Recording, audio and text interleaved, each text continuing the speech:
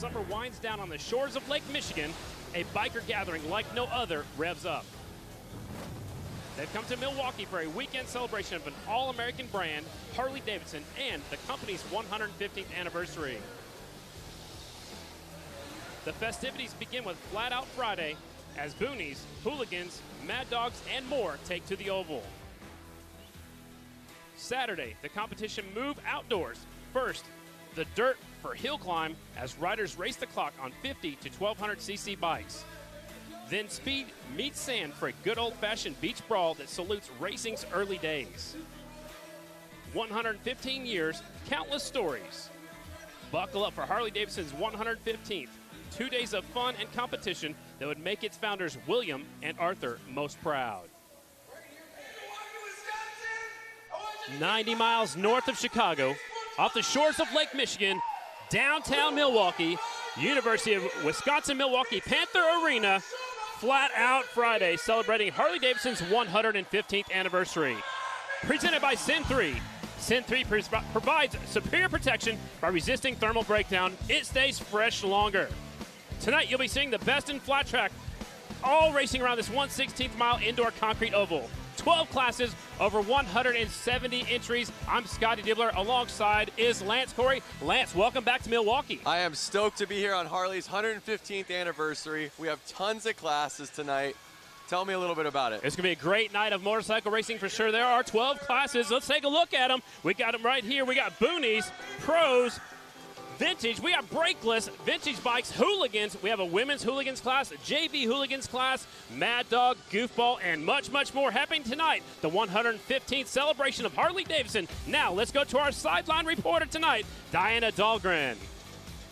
Hey guys, yes. I'm right outside the arena at the tunnel where the riders enter. I'm standing next to Jeremy Prock. He is the man of Flat Out Friday. We are standing here with some bikes. Let's start off with the build bike. This is the build bike program, the Milwaukee build bike program. This is built by Milwaukee area high school students. There's a 175cc Honda. All the bikes are the same. All the high school students, all bikes have the same budget. And then we have the Mad Dogs. Mad Dog, this is more affordable for adults, a little slower speeds, affordable racing, 200 to 100cc, 4 strokes only. And then we have the Inappropriate. This is one of my favorites.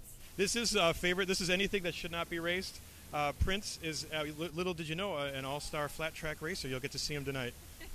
And then we have the Hooligans. Yes, the Hooligans. So this bike here represents also 3 other classes, the women's, the JV, and the open hooligan. This gentleman here is in the JV hooligan. But the Hooligans are a street legal twin, 750 and up, and real minimal modifications. All right, and then we have the pros. Pros, this also represents the open amateur, the pro, and the women's class. These are all 450s. Hondas seem to be the most popular brand. These are really wicked fast machines. Parker, by the way, is at the top of the game with being a singles pro. Awesome, and then we have the brakeless. Yes, these are about 115 years old. This is the way they used to flat track, brakeless, using the engine for compression for braking, using the engine compression for braking. This is Chuck Dickerson. We have to let Chuck, a.k.a. Evil Knievel, go right now because he's starting off the evening with the brakeless class. So we're going to go ahead and let him get out of here. Guys, let's get this started. Thanks a lot, Diana. Up first is our brakeless class. Brakeless class has 4-stroke motorcycles, no brakes, no suspension, 1981 or earlier. These guys are crazy, Lance. This is going to be pretty insane. So the brakeless class, this is how flat track racing started actually, is here comes the 78-year-old rider coming out. They started with no brakes, Lance. They believed if you had a brake, the riders would stop in front of you. You would actually run over the rider right in front of you. That's pretty funny, but the cool part is you're all in. Once you twist that throttle and you start going, you're committed. You can actually see these riders will drag their feet to slow themselves down when they pull up to that starting line. In motorcycle racing, we start from a dead stop right at the start. The bikes are running. They'll put them in gear and they'll drop the clutch. So take a look at our starting lineup. Number 49 is Kendall Lutchman. 26 is Chuck Dickinson. 618 Christopher Zelzinski. We'll see what that is. That's a tough one. Yeah, we'll see what that is. 996 Dan Slobodnik. With 15 is Scott Johnson. The 3X is Scott Jones, and the 311 is Warren Heyer. So I see a lot of Harley-Davidsons out there. Harley-Davidsons and one lone Honda. Actually, don't see Hondas in the brakeless class very often because back then, Honda wasn't even around yet when they would race flat track at the very beginning. That's very true. No suspension, no brakes, and some people say no brains in this class. I mean, it's a tough one. Look at these really old motorcycles pulling up to the inside. There's the 26 pulling up right there. And that young rider is 78 years old. He's got some really cool Max leathers. They're red, white, and blue like Evel Knievel. He will start second from the inside. I think the key to a good race, Lance, is you got to get a good start and then hold your line. Good start's always the key. You know, I've been watching the lap times during practice in the heats, and I noticed a lot of guys were in the 9-second lap times, but, you know, there are a couple guys a little faster than others. And the light turns green. The 15 grabs the whole shot. That is Scott Johnson. He'll take him down the back straightaway. It's a really tight 1/16 mile oval. 15 is out front. He's got company coming. Here comes the 311. Warren Heyer, the 78-year-old rider, goes really high, and he loses a few positions. He's back there in the 4th spot. So don't count out the 78-year-old rider just yet. Do not count him out. 7 laps to go, 6 laps to go now. Anything can happen in 6 laps. In the brakeless class, Lance, good thing is, the leader throws it away. Just like I said, anything can happen. They race until they see a checkered flag or a red flag, so we still will keep racing until they're in there. Now the red flag is coming out. We've collected a few more bikes down here. Wow, that's not how we wanted to start the night. No, but see, they throw the red flag out like that because guys are trying to get up, and it could get really dangerous. It could get dangerous, especially if the riders are right there on the racing surface. You never know, but the brakeless class, so it was our leader 15 that went down first. They're all up and okay, it appears like that. Here's a look at the replay, and it looks like the back end just came around on them. We actually walked on the track earlier, Lance, and it was really sticky yesterday. It's not quite as sticky today. It's a little bit slicker, and it looked like he actually got on the cases and lifted the rear wheel off the ground, and that's what put that rear end all the way around, I think. That is very true. That's very true. Yeah, So that's what we see right here. Diana's down there really close to the action. Diana, is the track really sticky right now? Yeah, guys, it is really sticky. We did have some falls during practice earlier, but one thing to note is the guy who crashed into the wall, Evel Knievel suit, he actually was a part of our preview when I was out in the alleyway. He's 70 years old, guys. I mean, he got trapped, and look at him. He's up walking like a champ. 70? He told me he was 78. It's a pretty incredible story. I mean, to be that old out there and laying it down and getting up and still going. I don't think he heard my question, though. I think he was, saying how many horsepower that thing had, maybe. I hope. But it looks like he threw it down sideways, got on the cases. Diana, what else is happening down there? A lot of stuff is happening, but let's talk about the crew from Flat Out Friday converting the Panther Arena into the flat track oval yesterday morning at 8 a.m. After the layout and safety barriers have been constructed, the crew sprays Dr. Pepper, guys. That's right, Dr. Pepper syrup on the arena floor to help with traction, and then runs laps to lay down a layer of rubber to give the racers the grip they need to compete on this otherwise slick concrete surface. Hundreds of people have prepared this track, and it's extra special for the 115th anniversary of Harley-Davidson. All right, looks like they're staging them back up, Lance, to get this thing restarted. Looks like they're going to have a single file restart. No, they're going to stage them back up. Complete restart is what we're hearing, so it can be a complete restart. Tough break for our early leader, but it's a good break for the 26 because now he'll be up there battling for the lead again. All these riders are going to make it into the main event, but the better you finish, the better starting spot you'll have in the main. So it's very important. Very true. And like I said, when there were 6 laps to go, anything can happen. And right there, you saw almost the craziest happen. They're restarting. It didn't matter if you were in the back or the front. Oh, wait a second. Look, they have a little bit of a... So they're staggering, yep. I guess, maybe according to how they were running. So it's a little bit different. They put the 26 on the back. Actually, no, because he was involved in the wreck. That's why he's going to the back. Okay, so that makes a little bit more sense. The 15 was the first bike that went down. He collected the other 2 riders. So we'll have a complete restart with all these riders going to the main. And what I'm hearing is they're only going to do 4 laps right now. Interesting. And they are off into the first corner. Got to get a good start and hang on to that low line. Look how low the rear air pressure is on that leader. It's the 311 out in front. That is Warren Heyer. Keeping the air pressure down. I'll keep it a little bit more traction on that shiny concrete. Oh! Leader throws it away going into turn number 3. Looks like he's trying to keep that motorcycle running. He pulled in the clutch.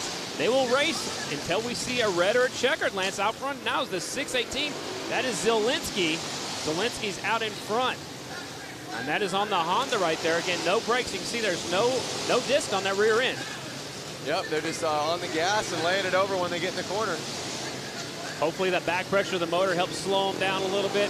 Zielinski's sneaking away a little bit on the 618. There's Dickinson, the old man right there in second on the 26. That's Chuck Dickinson. That was the checkered flag already, so that is it. The winner of this one is Christopher Zielinski. Now, it looked like Christopher was on the smallest bike out there. I'm wondering if that made it a little bit easier for him to handle the bike without brakes. All right, possibly so. He's definitely easier to maneuver in the corners. We'll take a look at some of the replay action. Here's the leader, and he got in there, so he was just up off of where they've been racing. Maybe it's a little bit slicker up there, just off of the racing group. Yep, he was running a little wide right there for sure. And it's funny because that was right when I was talking about his tire pressure. Exactly, and I don't think that was a factor. I think he just got up there in the slicker stuff. You know, when they haven't been racing on it, it's probably still a little bit slick. I know it's Coke syrup, it's supposed to be tacky, but the more laps they get on it, the stickier it's going to get. That's very true. Flat Out Friday at Harley-Davidson's 115th anniversary is presented by Sin 3. Provides superior protection by resisting thermal breakdown. It stays fresh longer. Up next will be our bike build class, and they are making their way onto the racetrack right now. It is a Milwaukee area high school. They have 100 days to build a Honda CL or CB 175 flat tracker. Teams have the same budget and work with volunteer mentors. Bikes are judged on appearance, performance, and racing ability. On the track now, Lance, this looks like a fun class. This would be a fun class. Man, I wish they had a class like this at my high school. That would be so cool. I think I'd flunk it on purpose so I could take it again. Right? You got to go back for more. I get it. I get it. Here is the riders in this one. 35, Ezra Brewski. They're all on Hondas, as we mentioned a moment ago in the rules. 83, Chadwick Dennis. He's from Shorewood, Wisconsin. 65, Stephanie Erbs. She's from Wisconsin. 07 is Kristen, and the names went away from us. They're getting ready to start our bike build. Kristen Lassen, that is Lady Lassen.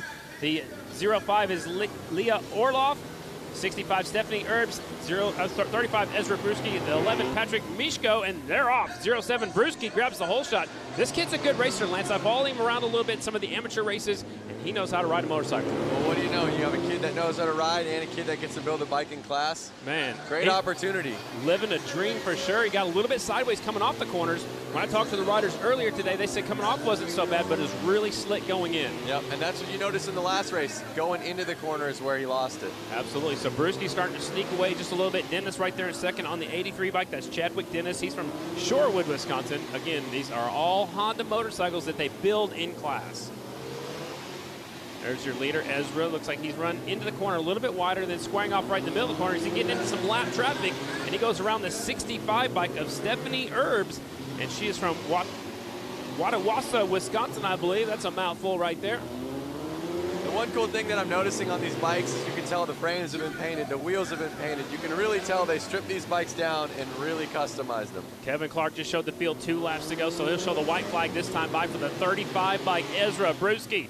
Picking up the white flag, 1 more lap to go. Looks like that frame's probably even been powder coated or painted, just like you were talking about. 1 more lap rider right in his way. And the checkered flag is out for your leader and winner, 35 Ezra Brewski. Good job for him right there. Chadwick Dennis will settle for second on the number 85 or 83. Patrick Misha will finish in that 3rd spot. Man. Now, one thing you notice is as the leader, Ezra, was in the 9-second lap times. Wow, that's super fast. They went all the way back to 11-second lap times. So you can see there's about a 2-second difference between first and last place. Absolutely. That is the bike build class. We'll take a look at the results. Ezra Brewski again taking the win. Chadwick Dennis is second. Patrick Michaud is third. Kristen Lassen, that's Lady Lassen, is fourth. And Stephanie Erbs will qualify right there in that 5th spot. There's your bike build heat race. I wonder how many of their classmates that helped them build it are they're either in the stands or watching this live right now. I bet a bunch of them are. I bet that's pretty cool to see it all happening right here as part of 115th celebration of Harley-Davidson. This is the fun one. All right, this is your class that you want to sign up for when we were here in February. Yep. It's the Booney rules. It must be a pull start engine, a rigid frame, and a full AMA riding gear is mandatory. If you look, Lance, coming off that last corner, there's a jump right there, and it says get it on there. Some of the riders are going to take it. Some of them aren't. A little added feature in this class. That's awesome. They should have ran that jump all the way wide, so you had to get it. That would be kind of interesting. We might have a few more pileups. So what they do, Lance, every time they come out onto the racetrack, they will give them 2 laps to warm up their bikes and check out the track again, because some of these riders haven't been on there since earlier in practice. So they give them 2 laps every time they come to the racetrack, and they'll line them up at the starting line. Here's a look at your starting lineup. The 418's Mike Barney. 73, Travis Fryer. 01 is Brent Hankey. 75, Jacob McCutcheon. 66, Sam McKinley. And the 1777, we'll add some more sevens, Christopher Milowski. I like that. And as you notice, there's way more riders in this class. Heat 1 of 5. 5 qualifying heat races in this one, and they are off. It is the Booney class. Green flag is out. Booney class, top 2 from each heat race will make it to the main event. There will also be 2 semifinals. There are 25 total entries today, and the 01 is out front as Brent Hankey. Yep. Looks like they're teammates in the yellow, in the orange jerseys, my correction. And they have the same boots on too. So 01, 75, possibly teammates out there working on some strategy for later on in the main event. And again, the top 2 riders will transfer to the mains. Hankey out front. So I don't see anybody hitting the ramp right there. I think they need to push a little wide. I think they're getting away with not having to hit it. Skipping it a little bit. There goes one guy on the ramp. He's a lap down, but he's jumping. We got one rider down over here in turn number 2. Now one coming off of turn number 2. The leaders make it through safely. The yellow flag is out. Try to full start that motorcycle. There's your leader back around. Again, Lance, we don't stop until we see red or checkered. So we see waving yellow. It's all right. We keep racing. Just use a little bit of caution. Yes, that's right. Looks like they're having fun out there. Just saw Brett pop a wheelie. Yeah, he's having a good old time right there in that bike. He's going way up there by the hay There bales. he goes. Pulling a wheelie. Get some traction to that rear wheel. White flag is out. One more lap to go. Booney, heat race number 1. Hankey, second place goes over the jump. The 75 bike of McCutcheon takes the jump right there. Jacob McCutcheon. And here's your checkered flag and the win on the back wheel. 01. Brent Hankey. And he goes straight back to the pit area. He ran away with that one. I mean, right off the gate, he took off. And he said, I'll see you guys later on. That was heat race number 1 of our Booney class. Man, there are 5 heat races. This one's a stacked deck for sure. Here's the results. We got Brent Hankey in number 1. Second place was Jacob. Third place was Travis Fryer. Fourth place was Mike Barney. Oh, we maybe have 2 fourths. I would say Christopher ended up with a 5th. Maybe they tied. Maybe they tied. Yeah, they might have tied. Because then Sam got 5th. All right, so they're fixing it as we go. They got the scoring and timing. There's a scoring loop as they go across the start-finish line, as he's going to do a little fine-tuning to his front end. Oh, no, he's heating up the tire. Yeah. All right, he's taking it serious. Heat race number 2 is coming up next right here. The Booney class. Well, maybe just cleaning off the tire. That's what he was doing. Yep. I thought he was coming up the next race, but he's cleaning that hay off the tire as he was one of the riders who got up into those hay bales. Oh, gotcha. Heat race number 2, it's the Booney class. Again, they get 2 laps to check out the track, warm up them tires a little bit. These are great big guys on little bitty motorcycles. The coolest thing about these races is these guys are on bikes that are probably in their sheds. These aren't professional. It's just awesome to see, you don't need to be a pro to get out here and race. Here's your starting line at 35, David Kilkenny. 315, Job Absinski. 24 is Alex Polson. 113, Mike Rasmussen. 62, Jeremy Seiler. And the 80 is Nick Whitwer. All these riders are from Wisconsin. I like that. Is that Doodlebug? Is that a hometown? Or, I mean, you never know with these boonies. These guys, Maybe that's what he calls his motorcycle. Exactly. Nicknames. I like it. Pulling back around to that starting line. They start from a dead stop. They should start from an engine off start. Yeah, pull start it and go. Man, some of them might be there a little bit longer than others. So there are 5 heat races here in the Booney class. We'll take the top 2 from each heat directly to the main event. If you don't finish in the top 2, you come back in one of 2 semifinals, and we'll take the winner of each semi to the main event. So this is one of our biggest classes, and they're off there using their feet to get going. Oh. One of them went over backwards. They kind of use your feet. I mean, those little tiny engines barely can power a lawnmower. Yeah, I like some of them were stand-up. Oh, there goes second place, hitting the jump over there. Taking the inside line, taking the lead. I love it. Notice how much bigger his wheels are than his competitor right there. Is that good or bad? I don't know. I'm thinking big wheels are better. More momentum, more track surface. I don't know. So out in front now, it's David Kilkenny. Kilkenny actually rode the X Games last year in the Harley-Davidson Hooligan class, and he's taking the jump again. We'll see him a little bit later on in the Hooligan class on the 35 motorcycle. And he's still on 35 right here. Goes by 2 riders, lapping 2 riders at the same time. David Kilkenny. Oh, man, he just went over backwards. I'm loving that jump. It's putting a smile on my face every time he hits it. Well, you like jumping. You're not scared of jump anything, right? I'm all about it. All right, Kilkenny, he likes taking the jump every time. He wasn't scared. Oh, man down. He picks himself up. I wonder if he kept it running. Nope, he's trying to pull start it. So your leader's pulling away. He's out front by 3.35 seconds. It's so funny when these guys go down, they're already so low to the ground. They just pop right back up. Instantly. Kilkenny's lapping them riders, picking them up, putting them back down. Now he's 4.3 seconds ahead. White flag is out for Kilkenny on the 35 bike. David Kilkenny from Waukesha, Wisconsin. The bike's listed as a Yuck, Y-U-K. Checkered flag is out. Because he probably looks and goes, yuck. Maybe, because it's yellow. Yeah, kind of ugly. Yellow, green. Yeah, kind of ugly green. Yuck. Could be a Yukon, I don't know. It should be short for something. That's awesome. All right, so Kilkenny taking the win in heat race number 2 of our Boonie class. Alex Paulson will settle for second place. That will be our last transfer. Alex on the number 24 bike from Shorewood, Wisconsin. He's on a custom motorcycle, and he makes it in. Everybody else was at least a lap down. Take a look at the restart right here from back in turn number 4. There goes the rider going over backwards. Man, he left the throttle still on. That thing's got too much horsepower. That's right. Having trouble hooking it up. Up next, heat race number 3 is coming up.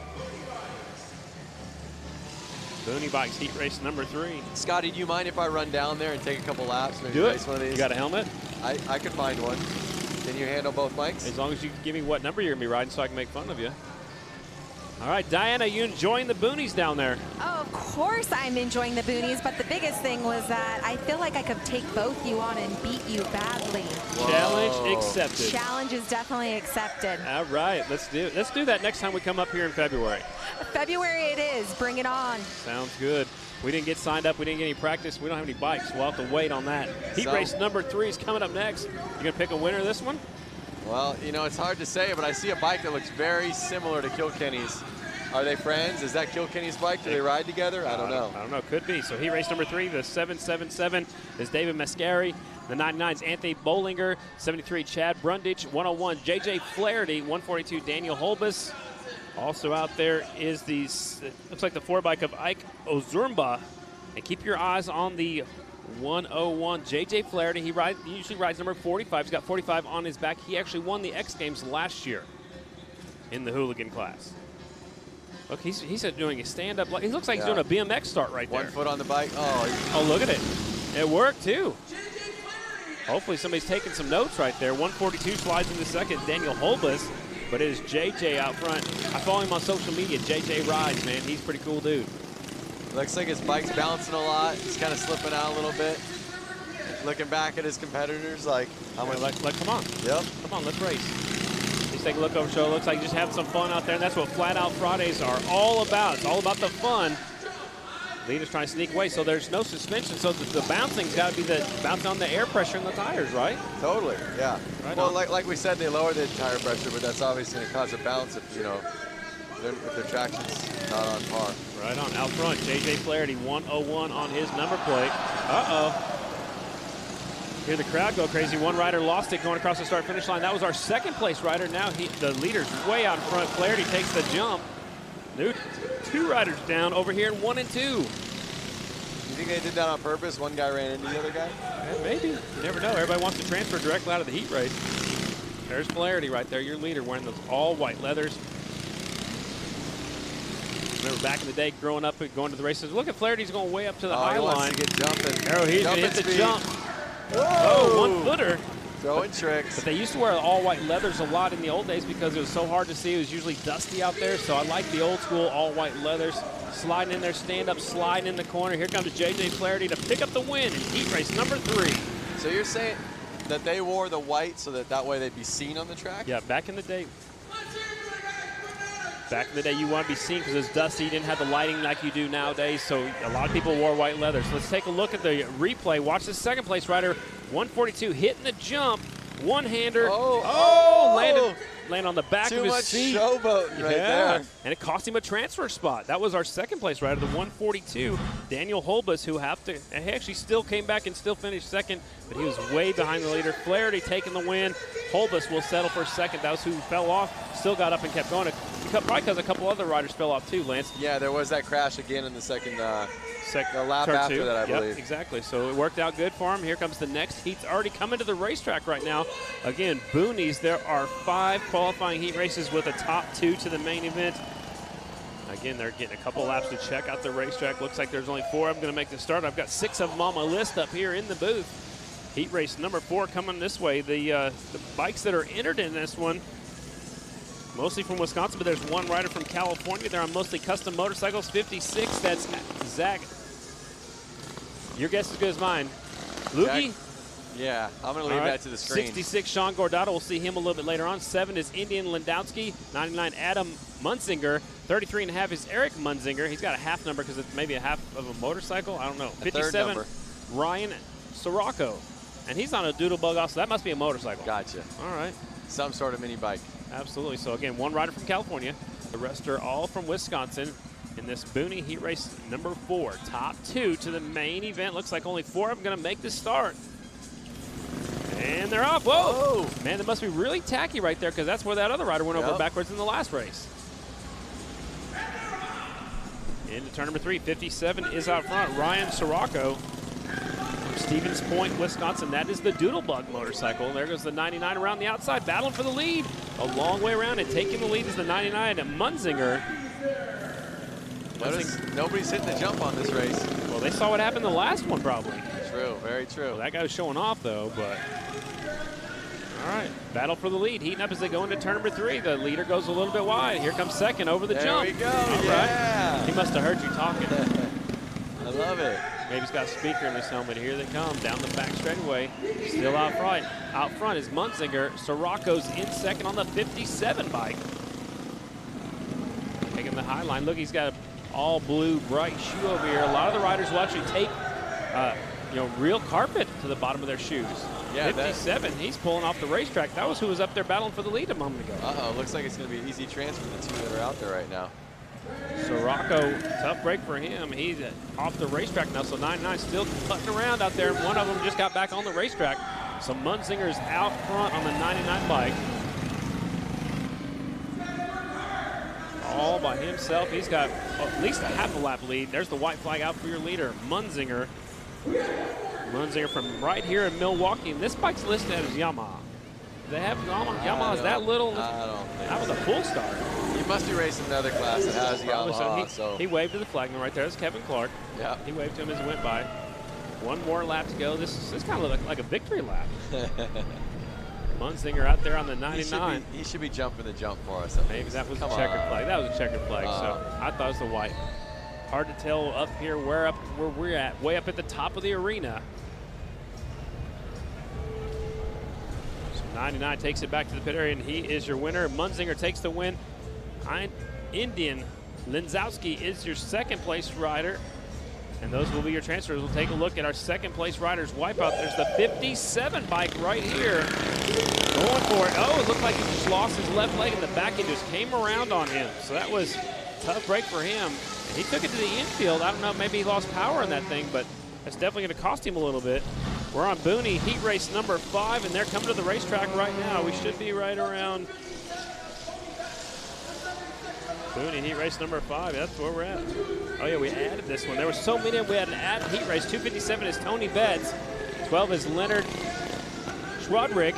We'll go with that. 323 is John Mailander. 13 is Ben McGinley. 76, Oliver Peck. And the 30 is Jason Warnke.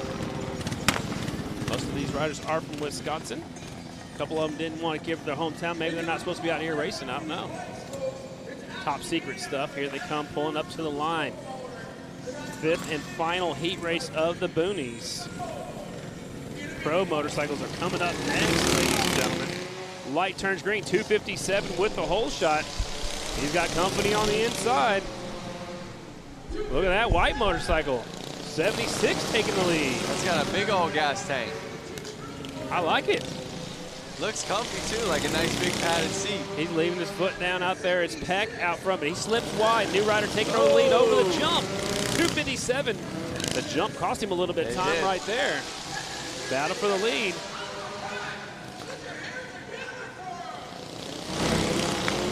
There's the top 2. Oh! Where did the rider go? I saw the motorcycle. I hope they got that on camera so I can watch that. Now there's a little bit of fluid down there on the track as well. It's going to be slick right there. That was a good one.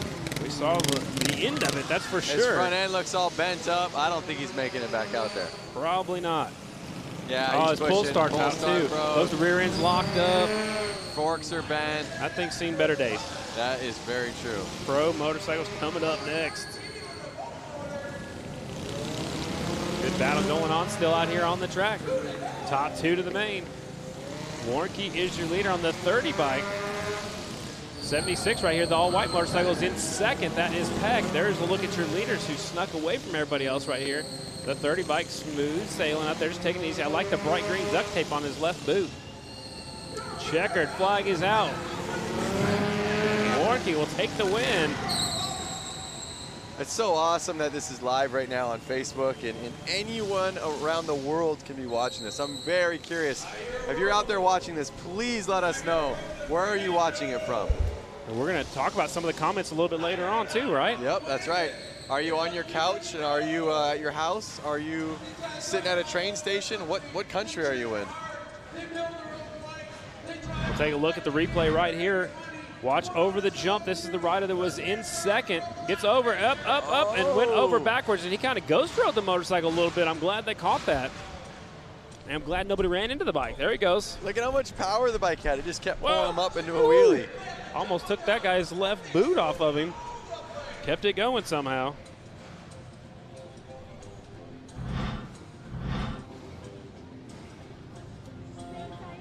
So awesome. I just asked people where they're watching it from. I'm getting a lot of places: Colorado, Ohio, Jerry Kirtley out of Chattanooga, Tennessee. I've had the chance of riding a Harley in Chattanooga. It was awesome. David's out of Texas at his kitchen table. Coming up next is our pro heat race action. We don't have a lot of pros signed up because Flat Out Friday is mostly about the amateurs. The pro class rules: 19-inch AMA dirt track tires, no slicks are allowed. You also have to be licensed from a national governing body. That could be American Flat Track, could be the Ice Racing Flat Track Series, any governing body. If you have a pro license with them, you can race pro with us. So your starting lineup looks like this.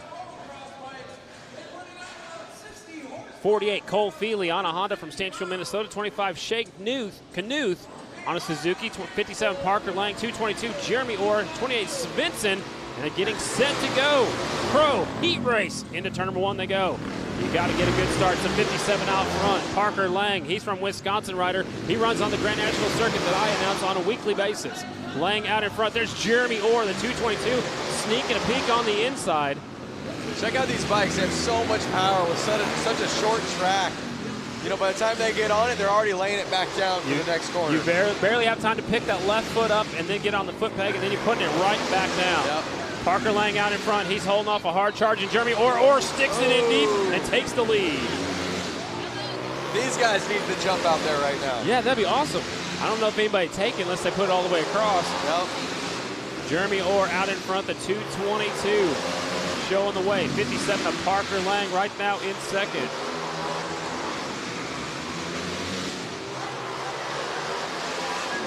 They're rock and roll with the carpet on their foot. It's so they can drag their foot. Absolutely.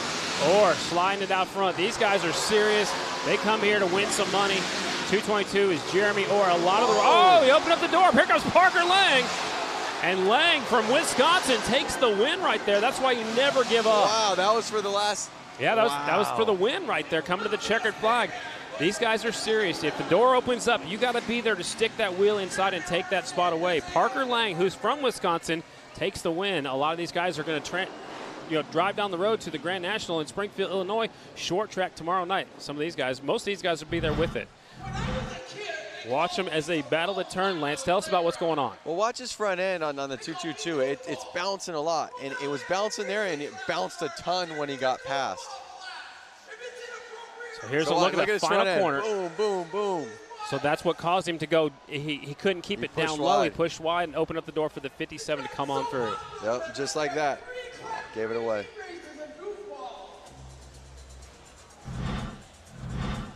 Parker Lang, took it home for the win. Flat Out Friday at Harley-Davidson's 115th anniversary is presented by Sin 3. Provides superior protection by resisting thermal breakdown. It stays fresh longer.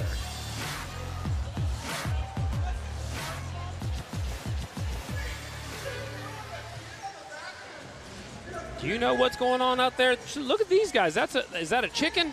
I don't know. It's not October yet, but it looks like they're ready for Halloween. It is the goofball class, ladies and gentlemen. Riders are 18 years old and older, and they are outrageous. Whoa. Look at that thing. Is this Back to the Future? I think so. Let me ride it. No kidding. There's a chopper. Look at how close those handlebars are together. That's going to be hard to turn, man. Yep, and he's shifting with his hand, and he's doing the clutch with his foot. I've seen Kendall out there a couple times. Here's your starting lineup for our goofball class. 963, Jim DeLisi. 311, Warren Heyer. The 3 is Hunter Howell. 49, Kendall Lutchman. And the 75, Karina Strack. So we got a Yamaha, Harley, a custom motorcycle, a Harley, and a Yamaha. Looks like only 4 of them are going to make this start, and they are off. Somebody's gone a backpack going along with that rider. Kendall's out front. The chopper takes the win. Is it legal to be riding with somebody in the back? Like in the backpack? Remember, this is the goofball class. There's no rules. Okay. As long as they got a good seat, maybe they got a camera on there too. 49, your leader on the chopper, Kendall Lutchman. Oh, he slips wide. Notice him laying it over so hard that his clutch is actually scraping on the ground sometimes. Wow. It's probably his kickstand is too. Looks like his kickstand over there on that chopper. I thought that was a chicken, but it looks like a little bit of a crazy creature maybe. There's the rider with the baby on back. Oh, the chopper went down. The 49 bike throwing it away. Hopefully we got that out. Like I said, I think he was laying it down so far that the clutch actually picked up his rear wheel on him. Made the rear wheel light and come around on him. So the monster right here, the 963, is out in front.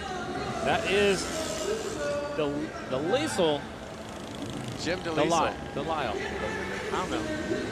Delisle, bro. We'll go with Delisle. 963. Choppers in the infield. Out of the goofball class, ladies and gentlemen. We have to take the top 4 riders to the main event. So there's 3 heats. 4 riders will go directly to the main event. Kevin Clark will show them the white flag. 1 more lap to go. Chopper's trying to get fired up. The Liesel out in front, 963, and there will be the checkered flag. There's your winner. How does he even see through that helmet? I don't know. Oh, look at this. Look at that. Oh! Man, it's the first time we got to look at the 3 bike. Hunter Howell. I think he's got some lean to it a little bit. He's sitting in a little bit side saddle. Is that the Abominable Snowman? I don't know what it is. Whatever it is, that's your heat race winner. That thing's name is Jim. Jim DeLisle taking the win. Hunter Howell will be second. Karina Strack is third. And Kendall Lutchman will be fourth. And we'll take 4 up to the main event. So what you see is what you're going to get out of heat race number 1. Taking a look at the replay right here. This is the battle for the lead. The 49 sneaking up the inside. See the sparks? Dragging the cases. Yep. You called it, Lance. He was dragging the cases, possibly even his shifter lever. Yep, I saw that right in first corner. You just saw his clutch scraping, and if he picked up any more momentum, there was no way of holding on. All right, heat race number 2 of our goofball class. We have number 15, Scott Johnson. The 73 is Travis Fryer. 12 bike, Adam Zeller. The 707, Marco Lazervik. And the 12, Adam Zeller. So we got a custom bike, the Yamaha, 2 Harleys, and another Yamaha out there. We'll take the top 4 to the main. This guy's got some spikes sticking out of his shoulder pads out here. That guy's got a horn sticking on the front of the 73 bike. Is that a unicorn? I'm not sure, but there's a police officer going to the donut shop. All right. He'll be the first one there. He'll pull up to the inside. That looks like a full-on street legal bike that police officer's on. I don't know. He's not going to be able to lay it down very far either. Light turns green and they're off. Was that a banana? And what do you say? The police officer's in the lead already. All right, out in front, the police officer's going to lead him off turn 4. 707 on the number plate. Marco Lazervik. Lazervik is out front. He can barely lay that thing down, Lance. And look, it's throwing sparks right now. You think that the other riders are just scared to pass him because they don't want to pass a cop? They probably don't want to get a ticket. We're all kind of used to that. Right. If they pass them, then they're going to get a ticket for speed. Yeah, so this is, you know. Follow the leader. Exactly. Zeller's right there on the banana. The 12 bike is Zeller. That's Adam Zeller from right here in Milwaukee. That's a Yamaha in second. He goes wide.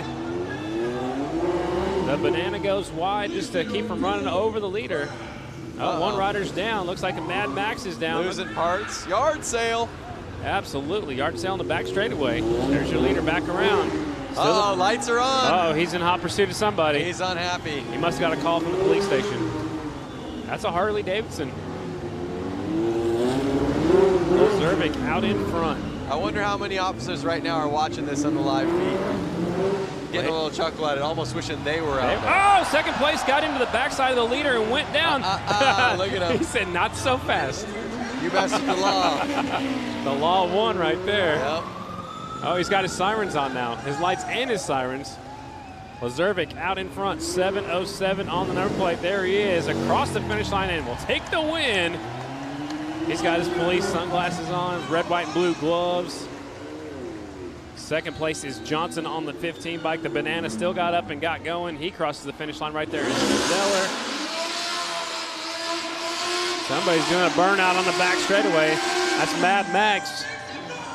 73, Travis Fryer. That's a Yamaha. That's a unicorn. I like it. It's a unicorn Yamaha, and he will make the transfer spot. He'll get fourth. We'll take a look at the replay right here. So the cop is coming in on our left side, going to 3. Here comes the Banana, getting in a little too hot. And the cop just shut the door on the leader. Here's another look at it. He gets right there into the saddlebags. Wow. Man, he's trying to take the cop out, I think. A for effort, but look at that cop. Way too confident. He said, not so fast. Yep. Look at the Banana in his gun holster. Oh, boy. They must be friends. Up next, heat race number 3 of the same class. It's the Goofballs. Top 4 to the main event. 777 Alejandro Garrido from Palm Bay, Florida, all the way from Florida to race in this goofball class. The 72 is Ronnie Zastro. 17, August Zaraski. 13 is Leonard Serdwick. And the 322 is Brian Martins. This is our goofball heat race number 3. 3 heat races of this class. They will all, top 4 will go to the main event. Look at this guy. Look at that guy. He's got a bodybuilder suit on. He's got his afro out there. Looks like he's in a rock band. Maybe he's performing later at the museum. I actually signed that road glide right there. It was out at the museum getting autographed. Yep. There they go. Uh-oh. Look at that. It's Prince grabbing the whole shot. Looks like Prince. We're from right here in Minneapolis, where Prince was from. He's got his guitar on the back. He's going with the Purple Rain theme right there. His 72 out front is Zastro. Uh-oh. Look at him backing it in. He's having some fun. I like him. He takes a look over his shoulder. And now he's catching up to the green bike over here that's having trouble on turn number 2. It's a 17 bike. Zaraski is having some problems. Uh-oh. Tires locked up. They're pulling it off the track. That's not good. You know what? He's still going to make a transfer because he's still credited right now for being in 4th. 72. I like that bike. It's pretty smooth on the throttle, you know? Yeah. Not lighting up the rear tire. He's caught up to the back of that motorcycle you signed yesterday. Yeah, I mean, that was at the museum yesterday, and he was letting anyone that wanted to come up and sign his Harley. That's so cool. He said it's just for memories. Leader went a little bit wide. 2 laps to go for your leader. There's the muscle guy. Yep. With his wig on. Maybe he's a rock star. I'm not sure. Oh, he's got a wrestling mask on. Uh-oh. He's serious. Oh! Popping the front end up, getting excited. 1 lap to go, though. Showing off a little bit. Don't showboat too much. We saw what happened earlier. Yep. Here comes your checkered flag for your winner, Whoa. 72. Nice. He had a lot of control of that goofball bike right there. I like it. 4 riders will make it into the main event here in the goofball class.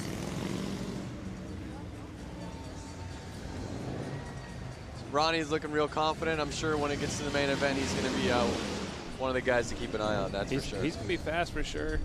With the Prince theme right here in Minneapolis, or from Minneapolis, Minnesota, not too far away as we're here in Milwaukee. Here's a look at the replay, actually. Watching him off the start, this coming to the finish line, doing a little wheelie. Yeah, throwing some style into it. You think the guitar helps him do that? Puts a little bit of weight on the rear wheel. Yeah. I like it. He wanted to get close to Kevin Clark, you know? Exactly. All right. Well, lots of fun here at Flat Out Friday, celebrating Harley-Davidson's 115th anniversary. All right, let's go down trackside with Diana. Hey guys, give a big round of applause. TJ Dillashaw and still bantamweight champion. Congratulations. We're live on Facebook, millions of viewers right now. How is it being here in Milwaukee for the 115th anniversary of Harley-Davidson? It's amazing. I'm a big Harley fan. You know, I got a Harley myself. Anytime I get a chance to escape training, need a break, I jump on the Harley and have some fun, forget about everything. It is the perfect escape. How was the brand new FXDR that you got to try out today? Man, so much fun. Me and Cowboy got to race around town, show it off a little bit. Everyone's asking questions about it, so it's fun to have the new bike out on the streets, you know? We saw you laughing earlier at the goofball class. What did you think so far of tonight's Flat Out Friday races? It was action-packed. People eating shit, having fun. The goofball, the boonies. I want to do the boonie races. The boonie races look amazing. The pro class was insane. The 450s in this little building, very intense. So I've been having a good time. All right, well, next year he's going to be the bantamweight champion still, and he's going to be the goofball class champion as well. So keep a lookout, guys. Back up to you. Thanks a lot, Diana. I think I'd love to see him out there on a motorcycle. I think it'd be a lot of fun. No, totally. And exactly what he was saying down there is exactly how I'm feeling up here. Let me ride the boonie class. Yeah, you're wanting to go run down there and put on a helmet and let me announce all by myself up here. Yep, I want to race him next year, this next race. Sign it up. Let's go back trackside one more time with Diana Dahlgren. You guys, we have an amazing skill set happening here right now. This is police and civilian skills competition, also known as motorcycle rodeo. Riders are from 5 different countries, a total of 151 participants, roughly half police and half civilians. They're practicing low-speed maneuverability and threshold braking. These skills keep the riders safer on the roads, and the competition awards are trophies, and not only that, what's the most important thing? Bragging rights and improved school set. So anyways, guys, there's much more to come from these guys. They're amazing police and civilian skill set. Still to come, ladies and gentlemen, Mad Dog semifinals, the Boonie semifinals, Hooligan semis, Brakeless main event, the JV Hooligans, Build Bike main event, our Open Amateur main event, our Women's Hooligans. We got to see women on the big heavy bikes, our Mad Dog main event, Vintage main event, Boonie main event, Pro Rider main event, Hooligan main event, and our Goofball main event. Still a lot to come right here in Milwaukee at the 115th anniversary of Harley-Davidson. Yeah, no, I mean, it's I'm really excited to see these hooligan racers out there. They've always had a great showing in the previous races. It's going to get pretty gnarly. We have 18-foot circles here. 18-foot circles. A lot of mains left. And then we got the women's hooligan, which is awesome. I think this is a new class that we're going to be seeing this evening. It's going to be cool to see women going head-to-head out there. Lots of action out there. You see them challenging themselves on this tight course. I saw one of these police officers showboating with both feet on one side of the bike. I'm not sure if you noticed that, Scotty, but these guys are definitely ready to show off all their skills.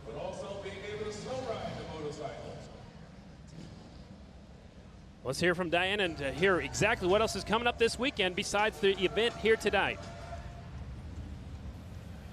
Harley-Davidson 115th anniversary is here, and we're getting it started tonight with the Flat Out Friday races. Tomorrow at noon Eastern, we will be 30 miles north in Slinger, Wisconsin for the Harley-Davidson Hill Climb.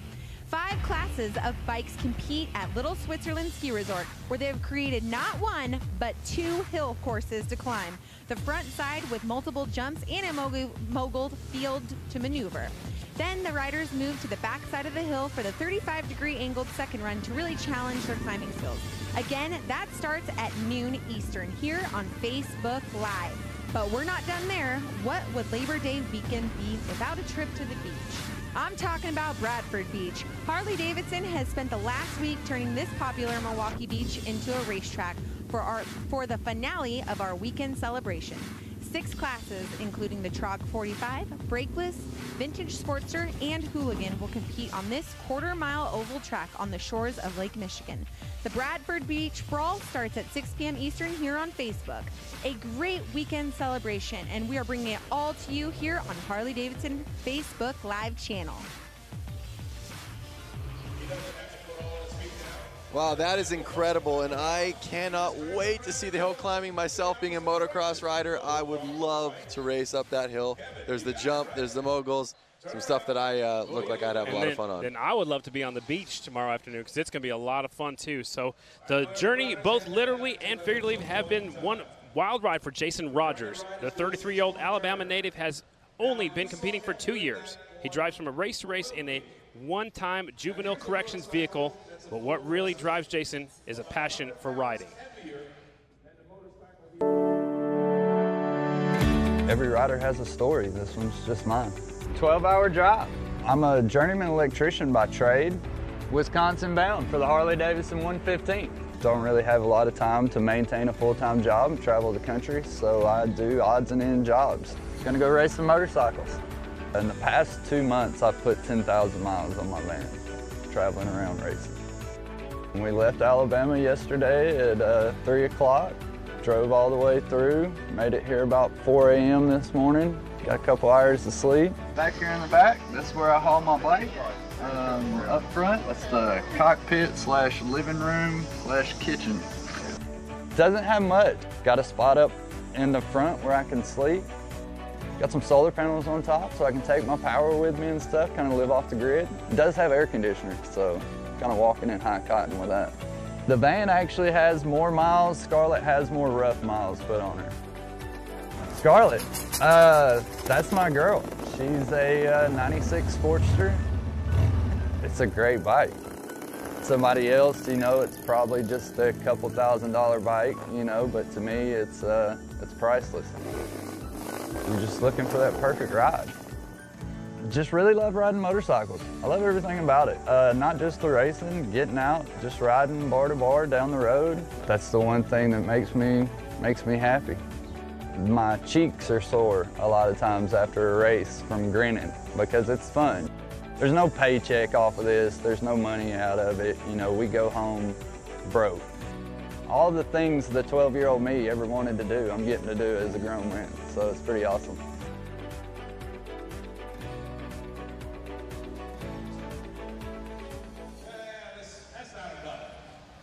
To none other than Wheelie Wizard. You know, we got to have fun earlier. Let's tell the crowd a little bit of what happened. We got to do, I mean, you got to do wheelies. I got to be your passenger.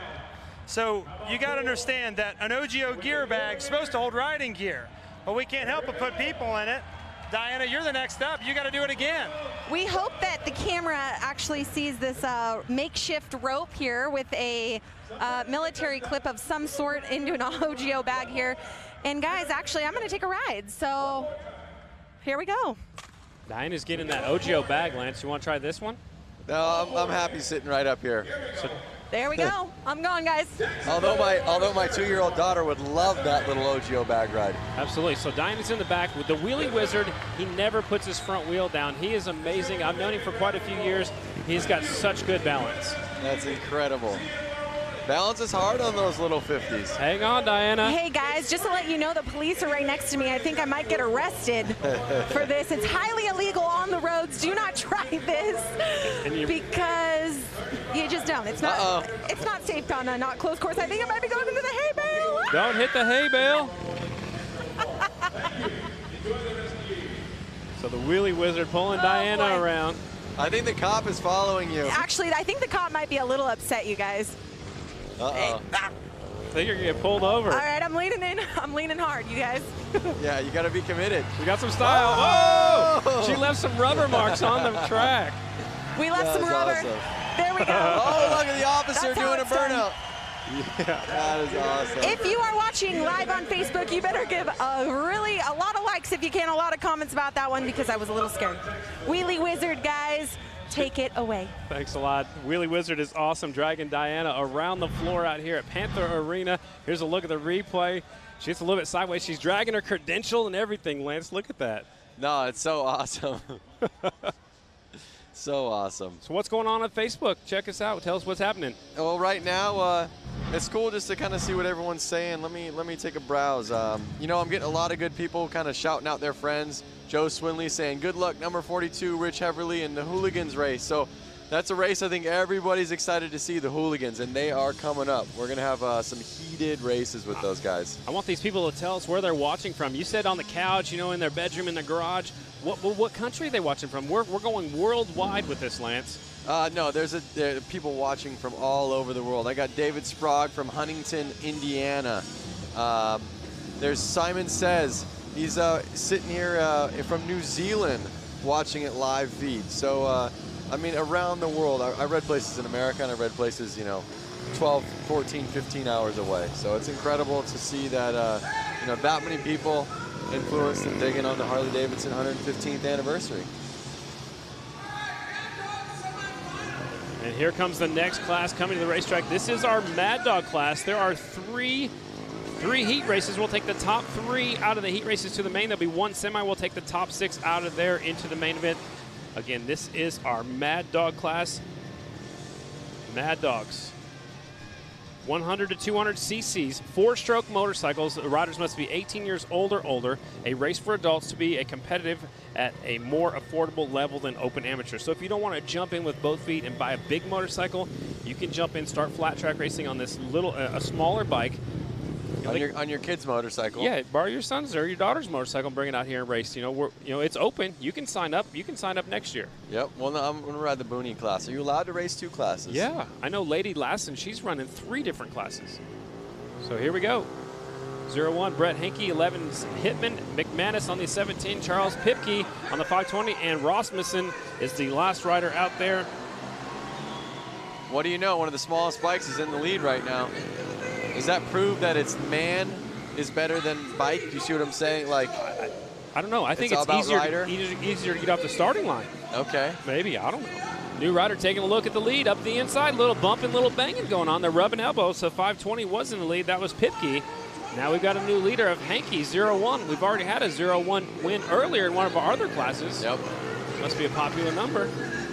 I don't even see his number plate. That's how fast he is. Exactly. Henke's out front, Pipke's in second, Hitman's in third, and Rasmussen's in the 4th spot. Again, we'll take the top 3 riders to the main event. This is Mad Dog Heat Race number 1. Notice as soon as Brent got past Charles, I mean, he's kind of taken off on him. Yeah, he had 1.75 second lead the last time by in his little bitty Honda out here. He looks like he's got a Yoshimura pipe on there. Yep. A little added horsepower. I mean, look at the gap right there. It's about a half a lap, I would imagine. Yeah. At least a straightaway lead for sure. So just past the halfway point, it's still Henke out in front. 01, he's from Madison, Wisconsin on the Honda. And they're on their last lap right now, so it's looking pretty good for Brett. Yeah, I think he's got it in the back, keep it on 2 wheels. He'll put her in the main event. There's your winner. On the back wheel across the start-finish line, 01 will take the win. That is Brent Henke from Madison. Took him just a moment to get that pass, but that could possibly be our move of the race. Yep. We're going to have a move of the race winner coming up later on tonight. That is the Sin 3 Slick move of the race. He's taking off running. He must be coming up in another class. He's going back to get in line. Yep. Here's a look at the results. Brett Henke taking the win. Second is Charles Pipke. Third is Zach Hitman. Those are your transfers. The other 2 riders will have to go back to a semifinal a little bit later on. As heat race number 2 pulls to the line just like a few minutes ago. Slick move of the race. That was the Sin 3 Slick move of the race. That might be it for the, it's definitely going to be it for this race for sure. The Sin 3 Slick move of the race. Nice up the inside, taking the premier spot away from that second place and sliding that rider back to second. Yep. And then he just took off from there. I was told we had 3 heats of Mad Dogs, but looks like they're bringing out our next class already. Open Amateur. The Open Amateur rider's already coming out. Get this situated here in a second. 89X Robert Blasky, 73 is Chad Canton, 84 is Ederman, 01 is Henke. He just went out there again. 707 is Lazurvik, 17L is Orloff, 19 is Schwenker, 28 Ethan White, and the 240 Jeff Wick. Here we go. Open Amateurs. Now you notice one of the bikes out there has supermoto wheels on it, a little bit smaller, and then the other bikes have motocross wheels on it. Okay, so this is actually an Open Amateur semi-final. So we ran heat races in this class earlier today. This is your semi-final. We'll take the top 3 to the main event. There are 2 semis in this Open Amateur class. getting set to go.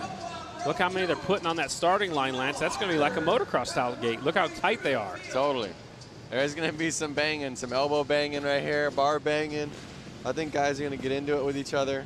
Should be a fun one. Open amateur class getting set to go. Riders 12 years old have to be on a 250cc or smaller, 14 years old and older on a 450. Adult frame bike with no hooligans, mostly the up-and-coming riders in flat track. And they are off of the first corner, down the back straight, actually the second corner. They're side by side for the lead. Oh, Jeff Wick kind of lose a little traction and fall behind right there. Eric White is out front. There's no number plates on there, but we are using transponders, so it's 28 is your leader. 240 of Wick right there in second. Are they catching up to lap traffic already? Already, yeah. But remember, they had a staggered gate, so there was a couple guys on the second gate. They were already a little bit behind. It looked like there was actually a fall off, too, in that first corner, so they got up there actually right in front of the leader. So the leader's in the black leathers with the white helmet. He's caught to the back of the pack right now. Halfway flags are out. Semi-final number 1 of our open amateur class. Notice Jeff Wick is not letting Ethan White get away from him. Man. They're both riding a little sloppy. I think it's slick out there, so, you know, Jeff Wick's having to keep an eye on White, making sure that, you know, they don't run into each other. 2 laps to go. It's between White and Wick right now. We'll take the top 3 to the main event. Third place riders coming on through also. Here they come. White flag coming out. There's the white flag. Wick's got to get on the inside and push him wide. I think the leader, or the flagman, forgot who the leader was. It's the black guy, the black leathers right here. So according to our timing and scoring, White taking the win on the 28 bike. Yep. Wick will take second, but they haven't seen the checkered flag yet because they kind of missed each other right there. So there he goes across the finish line. On the back wheel, showing off a little bit and having some fun out here at Flat Out Friday. That's right. I would be too.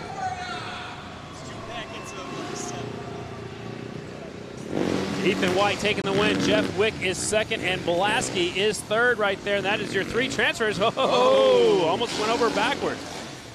Up next, semifinal number 2 for our open amateur class. Let's look and see how sloppy this race was right here. Woo!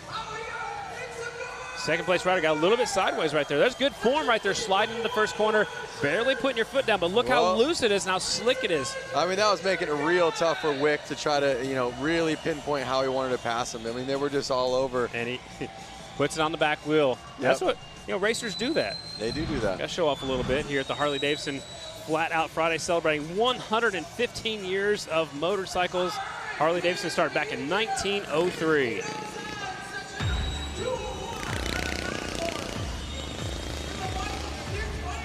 Tonight's broadcast is presented by Sin 3. Presented by Sin 3, real, pure, genuine synthetic.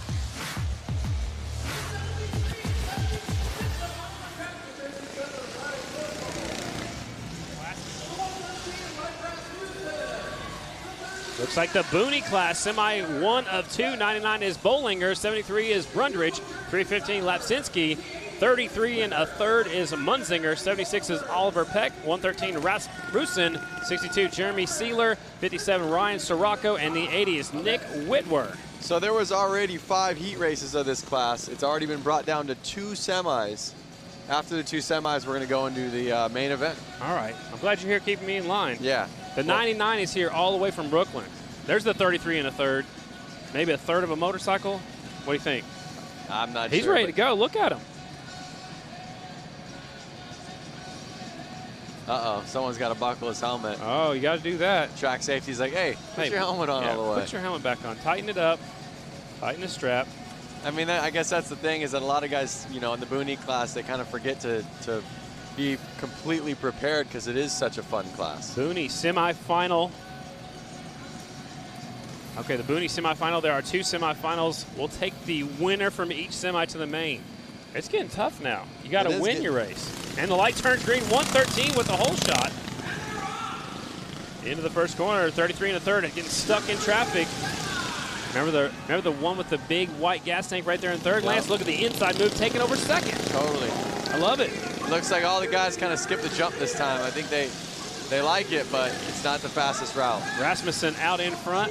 Peck right there in second on the 76 bike. And Peck's going to look up the inside. I like his Evel Knievel helmet. It's so funny to see these guys twisting the throttle all the way. Yeah. All the way. Turning their wrist all the way underneath the handlebar. Yep. Second place rider goes wide. Peck is out in front.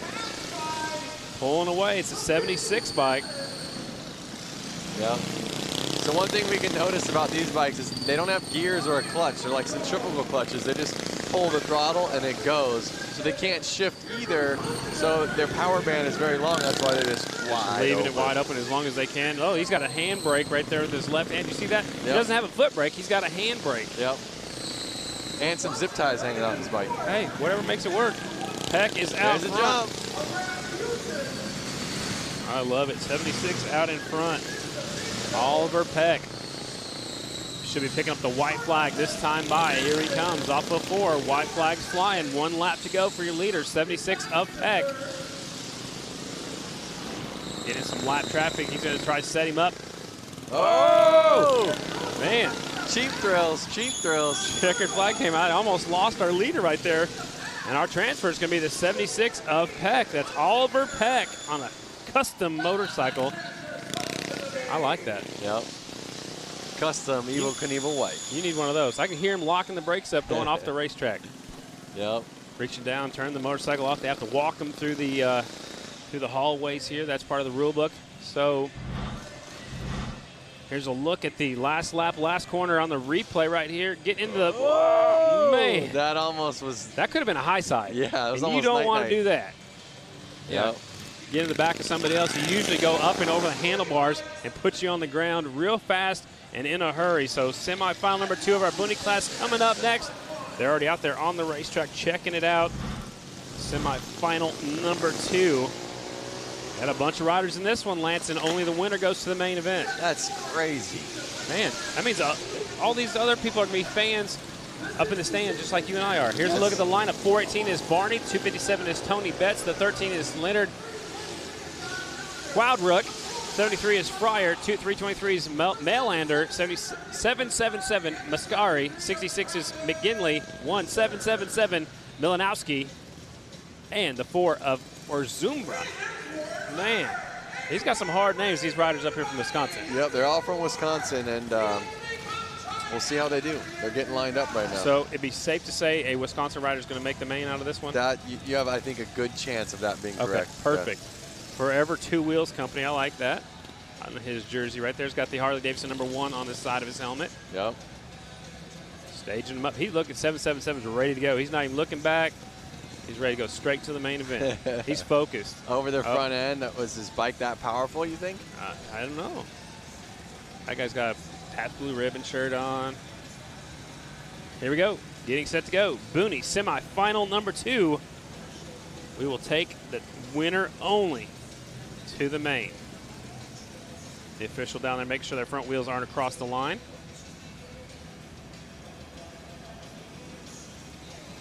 We've got them staged up, ready to go. Booney, semifinal number 2. Watch for the green light.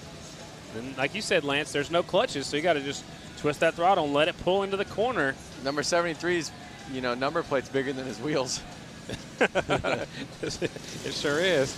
Could be a little bit of a wind drag, maybe. All right. And they're off. Into turn number 3. It's the red, white, and blue jersey out in front. That's the Forever Two Wheels we were zoomed in on earlier with that number 1 on the side of his helmet. Out in front, Mascari is leading the way. 777's not even lifting up his left leg, keeping it out there for whatever he feels safe about. Looks like he likes to ride motocross. He's got it way up to the front. In flat track lines, we try to keep it right beside us on the side of us, but these bikes are so small, I don't think it matters as much. Yep. Yeah, you almost can't keep it to the side of you because your foot's already too close to the ground. There's no way, right? Out in front, Mascari trying to pull away. Fryer's trying to keep him in check. Or Zumba right there in third, trying to hang on to the leaders. Halfway flags are already out, Lance. It doesn't take very long to put down some quick laps out here. No, it doesn't. I mean, they're putting 10-second lap times down, I believe. 777's getting into some lap traffic. A little bumping, little banging going on. He got through. Look at his muffler hanging off the back of the bike. It looks like, well, that's his brake line hanging down. I thought it looked like a chain was hanging down, like from his, from his wallet to his belt loop. That's what I thought it was for a second. Got air filter hanging off the back, breather right there, crankcase cooler probably. Mascari picking up the white flag this time by. Here he comes to the white flag. Friars right there in second. The 173 trying to keep his leader honest. And I believe it's going to be Mascari going to win this one, going away, hands down, fist up in the air, 7-7-7. Oh, we lost one come out the final corner. Now, one thing to notice is that these riders are actually, I see a 10-second lap time was put down there in this Boone E class. And some of the other fast races were only putting 9-second lap times out there. So their pace isn't that far off of the other riders we've seen. Looking pretty good to me. So they'll go back and regroup. We'll see the winner in the main event. There's always something going on everywhere you look around here. Here's a look at some of the replay of the 777 getting into the lap traffic. He lifts his foot up to go over the jump.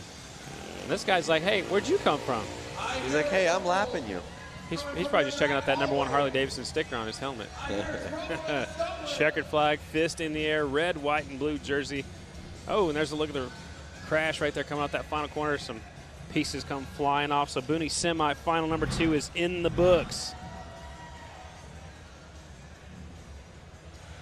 And now we're going to send it down to Diana. How's it going down there, Diana? Oh, it's going great so far because I'm standing next to Buddy Subtle. He's a part of your hooligan class that's about to come up. Harley Hooligan, you're going out there, you're going to lay it down. I mean, you guys are going to be banging bars. Yeah, it's going to get intense. You got to win to get in the main, so it's heated. So how do you prepare for an event like this? Get drunk the night before. Okay, so that's how it is. The crowd is cheering him on. I mean, that's what he likes to do. So, hey, guys, we're going to take it back up to you. Thanks a lot, Diana. This is our featured class. It's the Harley-Davidson Hooligan class. Riders must be 18 years old or older, 1986 or newer motorcycles, twin 750 cc's or greater motors. Bikes have stock OEM engines, street-legal frames, and no pro riders. This is the class I'd like to see you in, Lance. Yeah, these guys, I mean, you know, they say it's a hooligan, but these guys kind of take this pretty seriously. And I know that he was just saying, you know, we go out and drink beers, which they do, but they had all day to recover. And, you know, these are heavy bikes. These are no joke. They're fast, and they take it serious. And here we go. The riders are 003s. Jake Cook, he's from Corona, California. 44X is Gonzalez from California. 46 is Aaron Gordado. He's from Long Beach with his brother right beside 66 of Sean Gordado. He's also from Long Beach. Kilkenny's from Waukesha, Wisconsin. And the rest of the field, there's a lot of fast guys out there in this one. Again, winner only goes to the main event. Robinson's on the 333, Schultz on the 79, Gonzalez on the 44X, and they are off. Semi-final #1, winner only to the main event. Kilkenny grabs the whole shot. The 35 bike is out in front. And these are all Harley-Davidsons in this semi-final. David Kilkenny got the silver medal last year at X Games. Didn't have good luck this year. He's got that Fuel Cafe patch on the front of his leathers. It's a cool hangout right here in Milwaukee. Yep. Now they got 6 laps to go, and only the leader's transferring. So let's see if Kilkenny can keep it on 2 wheels and keep it out front. I believe he can. He's a very smooth rider.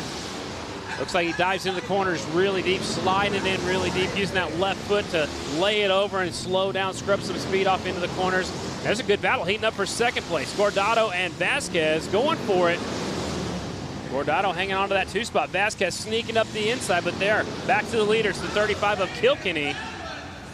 Is Gordado going to be able to catch him with this lap traffic? I don't know. The lap traffic could work. They're slowing him down. He got by, but now here comes Gordado's in second. Vasquez is right there in third. Whoa, Vasquez goes wide.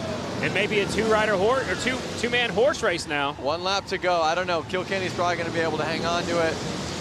And here he comes, last lap, last corner. Checkered flag is out. Kilkenny will get the transfer spot on his Harley-Davidson Sportster. From start to finish, Kilkenny put it down, and it's always a bummer when you see guys like Sean right there on his tail, and he came all the way here from California, and the night is over. And he's done for the night. We'll see him on the beach tomorrow afternoon. Kilkenny taking the win. His best lap at 9 minutes and 43 seconds. Man, that is putting down some fast laps. Gordado is second. Vasquez is third. We'll take a look at the restart. I mean, just right off the get-go, he got in the front, and the track was wide open, and he was able to put down the fastest lap, stay smooth, and stay on 2 wheels. Absolutely. There's the checkered flag. So is Kilkenny. Tough break for those riders from California, coming up just a little bit short. Their night ends early. Now, remember, like I said, Kilkenny had a 9-second lap time. The Boone class had a 10-second lap time. Well, that's how That's how good these riders are. I mean, they're putting down some fast laps.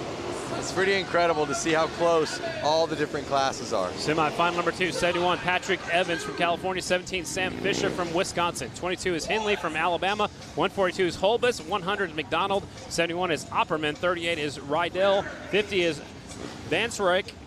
And the 5 is Ethan White. So all Harley-Davidson's in this one. Riders from California, Wisconsin, Tennessee, and Ohio. And we saw Ethan White out there in the Boone E class. So let's see if that's going to help him out when he's out there in the hooligan class. I don't think it can hurt. I think the more seat time you get out there, the more comfortable you are with the track. That's very true. So they've sprayed down the Dr. Pepper syrup. It's sticky, but it's a little bit slick this year. 142 grabbing the whole shot into the first corner. It's Holbus. Holbus is out front. Here comes a good-looking motorcycle in second. It's the 12 bike, I believe. Is Holbus going to be able to hold on to it like the last moto? I don't know. Fisher's a hard charger. Fisher takes a look up the inside. They almost make contact. That's a good-looking sport. Harley-Davidson right there. Actually, both of them, first and second, are good-looking bikes. Here comes the 17 up the inside. He's going to force his way through. Here he comes. Fisher is on Holbus tail. There he is. He got it. All right, so new leader, 17 of Fisher. Made it stick. Wow, these bikes are so loud right now in this arena. You've got to finish it, though. He slips wide. Here comes Holbus back up the inside. Holbus on the 142, back to the front. There it is. They got to stay on their toes. They're playing with each other. They just touch each other. They're going back and forth. You've got to hang on to that low line, and now it looks like Holbus is doing so. He's letting off a little bit earlier, staying down closer to the inside where the 17 bike made his way around. Now 17 trying to go the long way. Last lap. They got one lap. This is transferring into the main. Here he comes. Oh! Watch out for the wall. Oh! Somehow saves it. Your winner is going to be the 142 of Holbus. Man, they're going for it right here, Lance. They're definitely going for it. They want to make the main. Yep, Holbus was out there with the lead right away and went back and forth a couple times with Fisher, but Holbus took it home, and he's going to go to the main. What a great race right there. That was awesome. So the 17 bike never gave up. He kept going for it, kept trying the inside, kept trying the outside, just wasn't able to make the work. And actually, he had a good save by not falling off on the back straightaway. So Holbus takes the win. He will qualify. Vansryk will get second, McDonald third, Evans is fourth, Opperman, Rydell, Fisher, and Ethan White. That is your finishing order of semifinal number 2. Again, this is our premier class. There are a lot of entries today. There are 4 semifinals. We already had heat races earlier in the afternoon. Let's take a look at the replay. The 17, he knows what he had to do. This is the last lap. No, that's not the last lap. This is the last lap. No, it's not either. No. They keep teasing me with the replays. I'm waiting for the 17 to try that inside move, going for the win. That was a nice move right there for the 17 to get out front. Notice the 7. Here it is. Go ahead, Lance. Oh. That is where they make contact coming off the turn number 2. I was just going to say, notice Fisher's on 17. His front end looked real soft. I don't think that was helping him get where he wanted to go in the corners. It's probably hard to keep his front end where he wants it when it's bouncing like that. Maybe low pressure in the shock or the forks, or maybe stiffer springs or. All right, Hooligan semi 3 of 4. 19 is Brooks. The 21 is Hogan. 420 is Ives. 3X is Scott Jones. 11X is Schriffler. 73, James Smith. 85 is Buddy Suttle, who Diana talked to a moment ago. 4077 is Tony Tucker. And the 09, Chris Wiggins. Again, riders from Pennsylvania, Georgia, California, Wisconsin, and Utah in this one. And again, an all Harley-Davidson semifinal number 3. So it's safe to say Harley's going to win this one, Lance? Yeah. Safe bet? Yeah, it's a safe bet for you. Lining them up. Winner only to the main event. Keep your eyes on the 85, Buddy Suttle. Getting staged up and ready to go. Again, I know I said these guys take it seriously, but, you know, they are hooligans, and you have guys like Scott Jones out there, number 3X. He's actually an engineer over at SpaceX. Wow. Light turns green and they're off. Suttle with the hole shot. Will lead him down the back straightaway. Can he hang on to the lead? And the bikes are getting louder. The more bikes are out there, it's getting louder in Panther Arena for Flat Out Friday. Looks like Buddy's kind of going to run away with this one. He's already got a good lead on everybody. And we'll see if he can keep it on 2 wheels. He'll probably be able to take it home. Schriffler right there in second. Jones in third. Tucker is still in fourth with Ives in fifth. Suttle's got a Monster Energy sticker on his helmet. He's getting in some lap traffic. He made short time of them. That didn't take him very long. Just past the halfway point is Suttle out in front. Schreffler's keeping him honest, though. It looks like Schreffler's. Oh, Settle goes down. Now he hit his head real hard on that one. Yeah, I hope we can watch a replay at the end of the race. The front of his helmet actually hit the concrete down here. Yep. So now your leader's the 11X of Schreffler. That puts Jones in second, Brooks in third. So everybody moves up a spot. Well, like I said, as long as he can keep it on 2 wheels, he's going to probably win this. And it's almost like he beat himself. You know, it was his fault. And checkered flag is out. There's your winner. Schreffler will take the win. Tough break right there for the 85 of Buddy Settle from Huntington Beach, California. Another California putting it in the hauler. Yep. Man. Well, we'll see him tomorrow. We'll see him tomorrow. That's true. But they're done for the night. If you don't win your semifinal in the hooligan class, you are done for the night. So your winner, Settle, Schreffler. Incorrect. I'm sorry. Schreffler takes the win. So Settle, he's back their ways. Now they're getting corrected up here. Scott Jones is second. Alex Brooks is third. Tucker fourth. Wiggins, Ives, Hogan, Smith, and Buddy Settle down 3 laps. Will settle for 9th place tonight. We'll see him tomorrow. There it is. Watch his head. Watch his chin hit the ground hard. And this right here is, Lance, this is why you wear the best safety equipment you can. Yep, and what it looked like either his peg or his clutch area, primary, dragged on the ground, lifted up his rear end, started to slide out. And he was fully committed for the corner, and that's why he didn't put his hands down. He was ready to keep going. Absolutely. So tough break for him. Now we're on to our 4th and final semifinal of the hooligan class. Getting set to go, our hooligans. 22. So this one's got the Mark Atkins in there, so Rusty Butcher, crowd favorite. 22 is Atkins, 33 is Chris Hansen, 7 is Hicks, 51 is Holstein, 182 is Hunter Klee, 74 is Orloff, and 24 TJ Tucker, and 27 Josh Young. Another semifinal of all Harley-Davidson's riders from California, Wisconsin, Alabama, and Utah, and one from Ohio. There's the rider you were talking about, Lance, 22. Yep. Rusty Butcher, crowd favorite. He's won here at the Flat Out Friday before. It looks like he's got his cell phone out there. I'm not sure if he's taking phone calls right now. Maybe not, or maybe he's just doing some live video feed and probably put it on his social media. Getting set to go, the Butcher. Oh, Butcher gets a bad start. He's going to have to come from way back. 182 grabs the whole shot. Rusty Butcher is down. Uh-oh. They're still green, so it's a 182 in the lead. Hunter Klee is out front, so Rusty Butcher's at the tail of the lead lap. Here comes the 24. That's Tucker sneaking a peek up the inside. Is Rusty Butcher going to be nice and let the guys by, or is he going to start going fast and not let them get by him? I don't know. That's a hard one. I mean, you want to be in the main event, but you also know the fast guys are coming through, and he does the right thing. He pulls out of the way. Yeah, he pulls out of the way, lets the 2 leaders go by. Klee is out front, 182, showing the way. Hunter Klee. Oh! Did you see how much he stayed on it and just kind of slid around? All the way around. I hate when that happens. 182 out front. Hunter Klee from La Crosse, Wisconsin. I think what we're noticing tonight is the track is a lot more slick than these guys are used to. It's really about good throttle control and being really patient with your bike. What we've also noticed too, Lance, is it's not taking rubber like it normally does. They said they had the same issue in Cleveland. We're using Dr. Pepper syrup, the same stuff we've used before. Some people are saying it's because of the humidity in the air. I'm not real sure, but that's what the consensus is. Yep. Yeah, normally you'd see the track get a lot more black marks on it. Hunter Klee still out front, though. 1 lap to go for the 182. Hunter Klee from La Crosse, Wisconsin, over by the Minnesota state line. And there's your winner, pulling the front wheel up in the air on the Harley-Davidson Sportster 182. Hunter Klee will take the win at semifinal number 4. Wow, it's such a bummer to see Mark Atkins not be able to make it into the main, you know? Looking over my shoulder, I kind of cheated, but Atkins threw it away again going into the pit area. So tough break for Rusty Butcher. You see him picking it up right there. Yeah, I was cheating a little bit, sorry. We'll probably see some better results out of him when we get to the hill climb or the beach racing. That's going to be a lot of fun tomorrow. I'm jealous. Can I stay here too? No, you have to go over and announce another event. Oh, I'm going to Springfield, Illinois. There's a Grand National short track tomorrow night and a mile on Sunday, and that's the 100th running of the Springfield Mile. This, though, is the 115th celebration of Harley-Davidson motorcycles. Let's take a look at the replay. The 24, the back end just comes around on him right there. He just stayed on the bike the whole time. You saw his foot kind of just get bent, and just kept spinning. So here's one more look from up above. This is from right behind us, actually. The lead, you see the rubber marks, so you called it. He stayed on the gas, trying to keep it going the right direction. That left it wide open for the 182 Hunter Klee to win that one. Yep. Took it away. Look at that motorcycle. Piece of art right there. Is that yours? It's not mine. I would like to ride it. Coming up next is our wheelbarrow race, and that is presented by Built Well Helmets.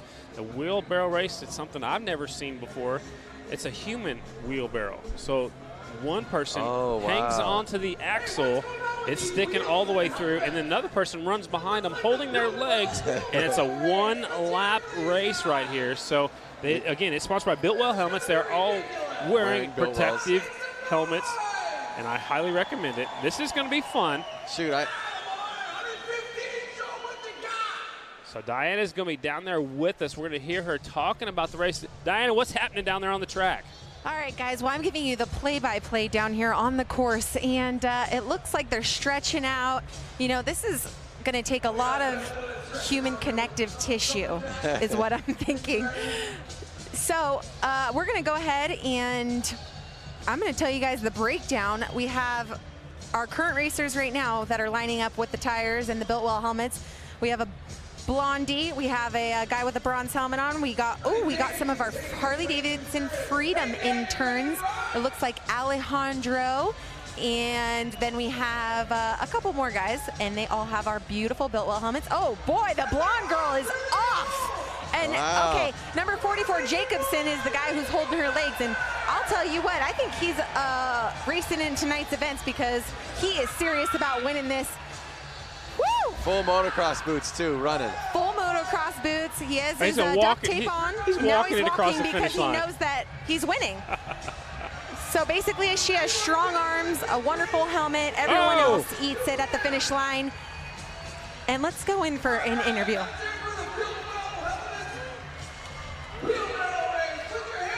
Getting right in there, Diana. Have fun. All right, you guys. So you have just won the Wheelbarrow Challenge. Gorgeous girl right here. The number 44, Jacobson. I mean, you were walking at the end because you knew you had it. Yeah, basically we got the whole shot and checked out. You know, that's what we train to do. And we work harder for this race right here than we do for any other race all year. So this is a big deal. So what kind of preparations did he have you going through to prepare for this? We've been training all year. We've been in the gym doing push-ups, pull-ups, running, everything. That's so important to us. Well, she made it happen. The both of them made it happen. Now we're going to move on to the kids' race. Guys, congratulations, taking a solid victory here tonight. Flat Out Friday. That was awesome, man. That Built Well Helmets human wheelbarrow race, and that's Dan Jacobson. He'll be racing in the Hooligans a little bit later on. He looks like he's already sweating. He must have already raced, but we'll see him a little bit later on. Now we got the kids' race coming up next, and this was probably the most popular race we had back in February. Yep. We have a bunch of kids out there getting to kind of prep themselves for when they can get on a dirt bike or a motorcycle themselves and race this race. So they'll get their chance to go around this racetrack just like all the other classes are, as the wheelbarrow race contestants are going off the racetrack. Let's go to Diana down there. Diana, tell us about the kids' race. Scotty, Lance, some very talented. This is what makes Harley-Davidson Flat Out Friday a family event, is a lot of these guys show up here, a lot of these gals show up here with their kids, and they get to bring their bikes. You know, usually they roll around these in the pits waiting for mom and dad, hanging out when their heat goes. Well, we have their own heat now. Very special. We're going to see what these kids can put down. Guys, what do you think about this? This is so fun. This is a little bit different kind of horsepower. It is. It's pedal. Pedal power. Pedal power. Hashtag pedal power. I like it. Got some serious contenders out there. They all have their helmets strapped on tight and getting ready to go. It's a full starting line. Big age bracket right there as well. You see little kids. She's focused. Look at that. Look at that. She is super focused. She has her purple helmet on. Here comes a couple more riders. Uh-oh. And they're off. They're going. Light turns green. Oh! Rider got a little loose. Rider got a little bit loose. Oh, Kevin Clark's, he's leading right. Hey, Kevin, no! He's trying to stop him. Say, hold on. Oh. Red means stop. Whoa, Nelly. That was a false start. Okay, so somebody took off too soon. Once one person took off, the rest of them were like, well, yeah, I'm going. I'm going too. If they win, I'm going. So, man, there's a lot of action happening here. This is one of the favorite classes with the crowd for sure. The kids class, they go one lap just like our wheelbarrow race did. So Diana's down there on the starting line. Diana, we had a false start. Did somebody take off too soon? Yeah, you know, the number 1, she's wearing the 1 on the backside, but she actually, yep, there you go. You see her getting backed up right now. She has the 35 plate. You know, she just jumped the gun a little too much, but she did get a solid lead. I wouldn't be surprised if as soon as we get a green flag again, we see her shoot towards the front of the pack. We shall find out. And not only that, guys, we had a couple stragglers coming out of the tunnel. So now it'll be a nice fair race that everyone's out here. Look at that, number 8's waving to her mom. Looks like another little girl out there. Same jersey as the second row. Here they go. Diana, take it. Yes, the number 35 comes from the back. She's making her way through the pack, but currently in the first position is the number 9 with the black hoodie, blue and black helmet on. Oh, wait, look at number 1 comes around the outside. She's bringing it home. She really wants to take that win, you guys. Here she comes. She's closing the gap. Man, that Dr. Pepper syrup is hooking up those tires. Look at, she takes no prisoners. She's inches away. Wow. White flag is out. One more lap to go. I mean, man, this is intense. She's 35. gotta get him. There she is. The inside. Oh! The second place rider doesn't even look like he's pedaling. I think No. he's got a little electric bicycle. Yeah. Checkered flag. Yeah. So not only does she get a penalty from the red flag, but she makes it through the thick of the pack and she comes out on top. So awesome to see. Great racing out there. Still wrapping up this race. They're all the way around the track right now.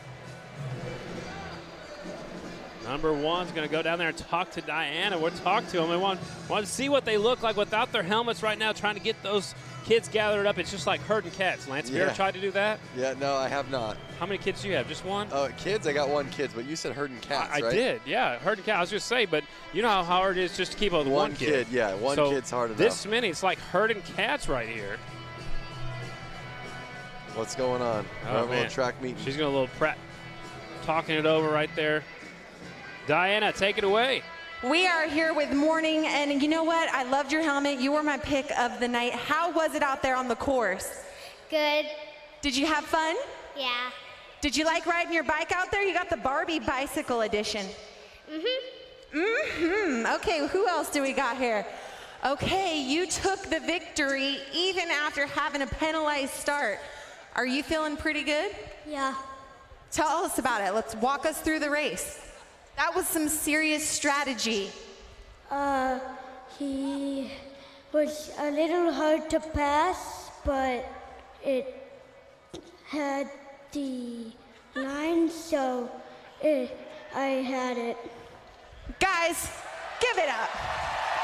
Not only a penalized start, but then takes the win. Congratulations, high five. There we go. Guys, congratulations to all of you. Scotty, Lance, take it away. What a great race out there. And wait, I'm coming on back actually because we had a wonderful day yesterday at the Harley-Davidson Museum. You guys got to put your eyes on the screen. We're talking to people about their first Harley-Davidsons. Sorry about that. My first Harley was a 2002 Ultra Classic in pearl white. It was beautiful. My first Harley was a 2014 Heritage Softail. 2004 Road Glide. Is a 1951 Panhead. My first Harley was a 2014 Street Glide. My first Harley is this trike right here. Well, my first official Harley was in 1991. I bought it at the height when Harley was just really starting to come on, and it was an Ultra Classic, and I've had 9 of them since.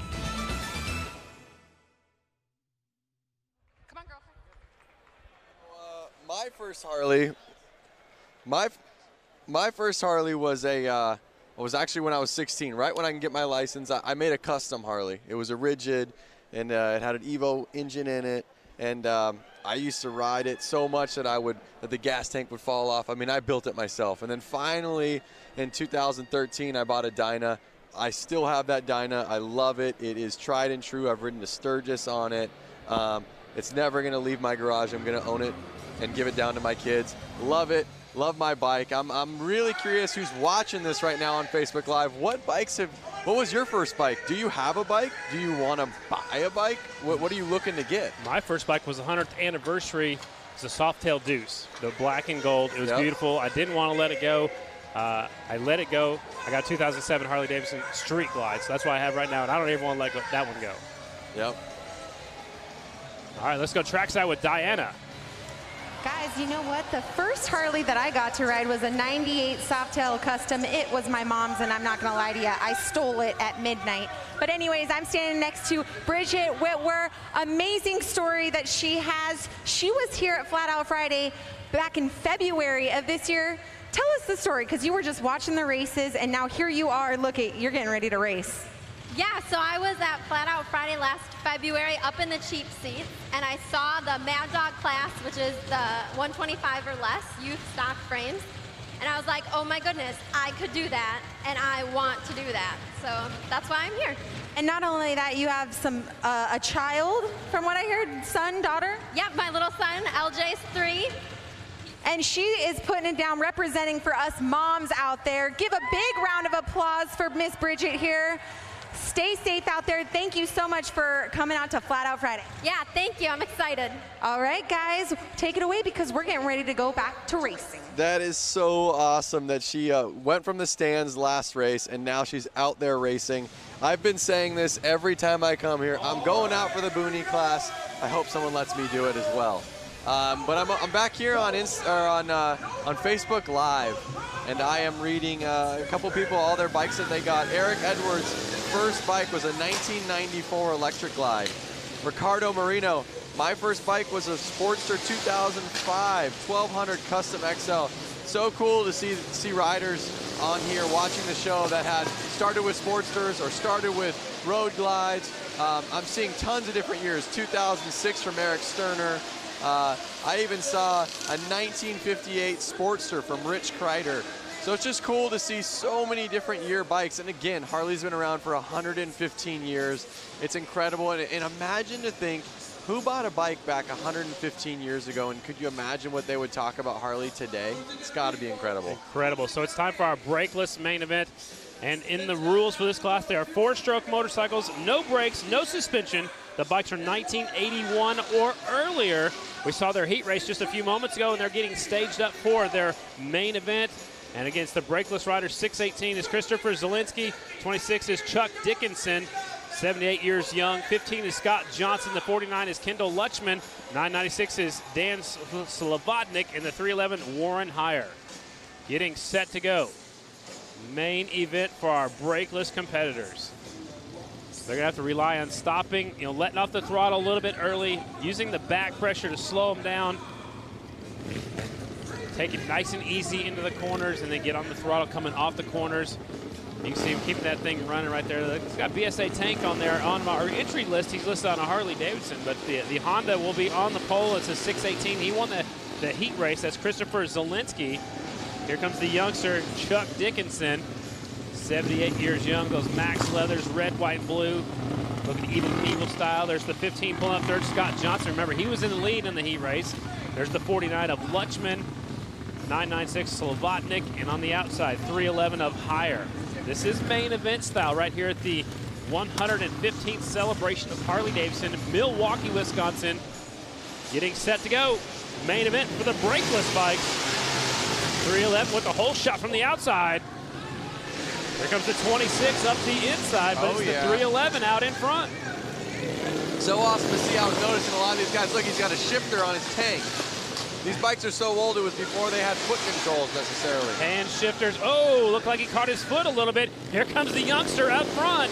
Number 26, 78 years old, Chuck Dickinson from Wisconsin takes the lead. Oh yeah, it's so good to see the oldest rider out there banging bars for the lead. And now the 618 on that Honda taking over the lead. He's on the inside, leaves Chuck on the outside. Wow, that thing stood him straight up quickly. Yeah, now here comes the 311 bike that was up there earlier. He's back in the thick of things. It's a three-way battle for the lead.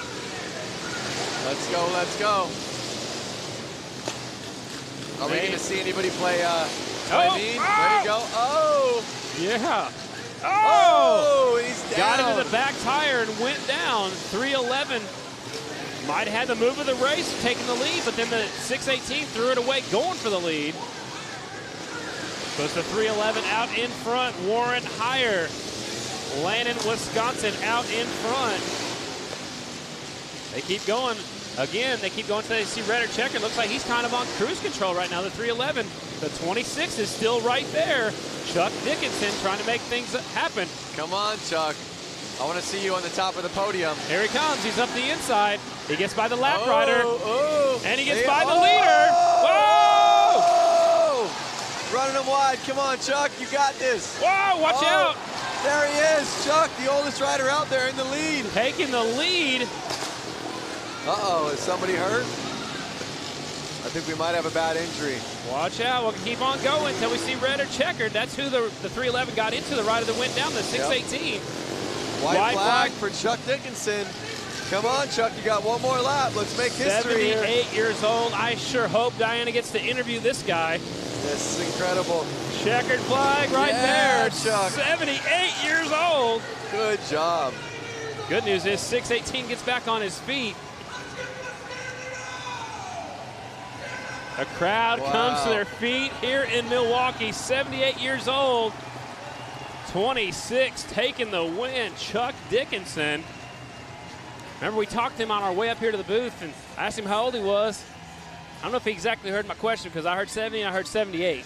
Either way, he's in his 70s. He's and an old he just dude. went out there and he just won flat out Friday. Yep, in a main event, and I know there was guys that are half his age that couldn't keep up with his pace. Chuck Dickinson, your winner. Kendall Lutchman is second. Slavodnik is third. Warren Heyer fourth, and Scott Johnson fifth. And we'll take a look at the accident. This was the battle.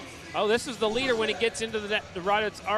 He gets into the wall. Watch out. Wow. I think that might be the move of the race right there. We'll have to wait and see. That one was awesome. That might be the Sin 3. Oh, see, he got into the rider that was leading earlier. Right into his arm. That was the 618. So that, my friends, might be the Sin 3 slick move of the race. It might be the slick move of the night. We'll have to wait and find out at the end of the night. Man, that was our brakeless main event. They're going fast here in Milwaukee. Well, I'm hoping for the rider down. It looked like his hand got ran over maybe.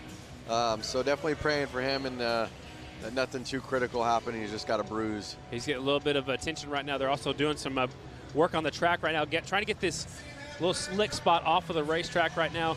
Everybody's all over social media, hitting us up, following us on Facebook Live. There's everybody, and their name is here. There's also lots of cool action at the museum. You went down there last night. I love the museum. I mean, I've been to Harley probably 10, 15 times now. I go to the museum every time I'm here because there's always something new. Love it. So the crowd's cheering because the young guys walking. There's a look at the museum right now. There's a concert going on. There are bikes lined up down the streets. Man, what a cool event here, celebrating 115 years of Harley-Davidson. That's a look at the museum down here closest to us. That's a live shot just down the road at the Harley-Davidson Museum. There he is, ladies and gentlemen. Chuck. He is right there in the middle of the track. I see a ton of fans on Facebook stoked for the old dude. Brent Elliott, hell yeah, old dude. Right on. There he is. It's incredible. Everyone's kind of getting into it and stoked for Chuck. Martina Barrera, way to go, Chuck. I think they sent him out here for an interview. I'm not sure where Diana's at, but he's down here waving at the crowd. The crowd went nuts when he won. Brakeless main event winner, number 26, Chuck Dickinson.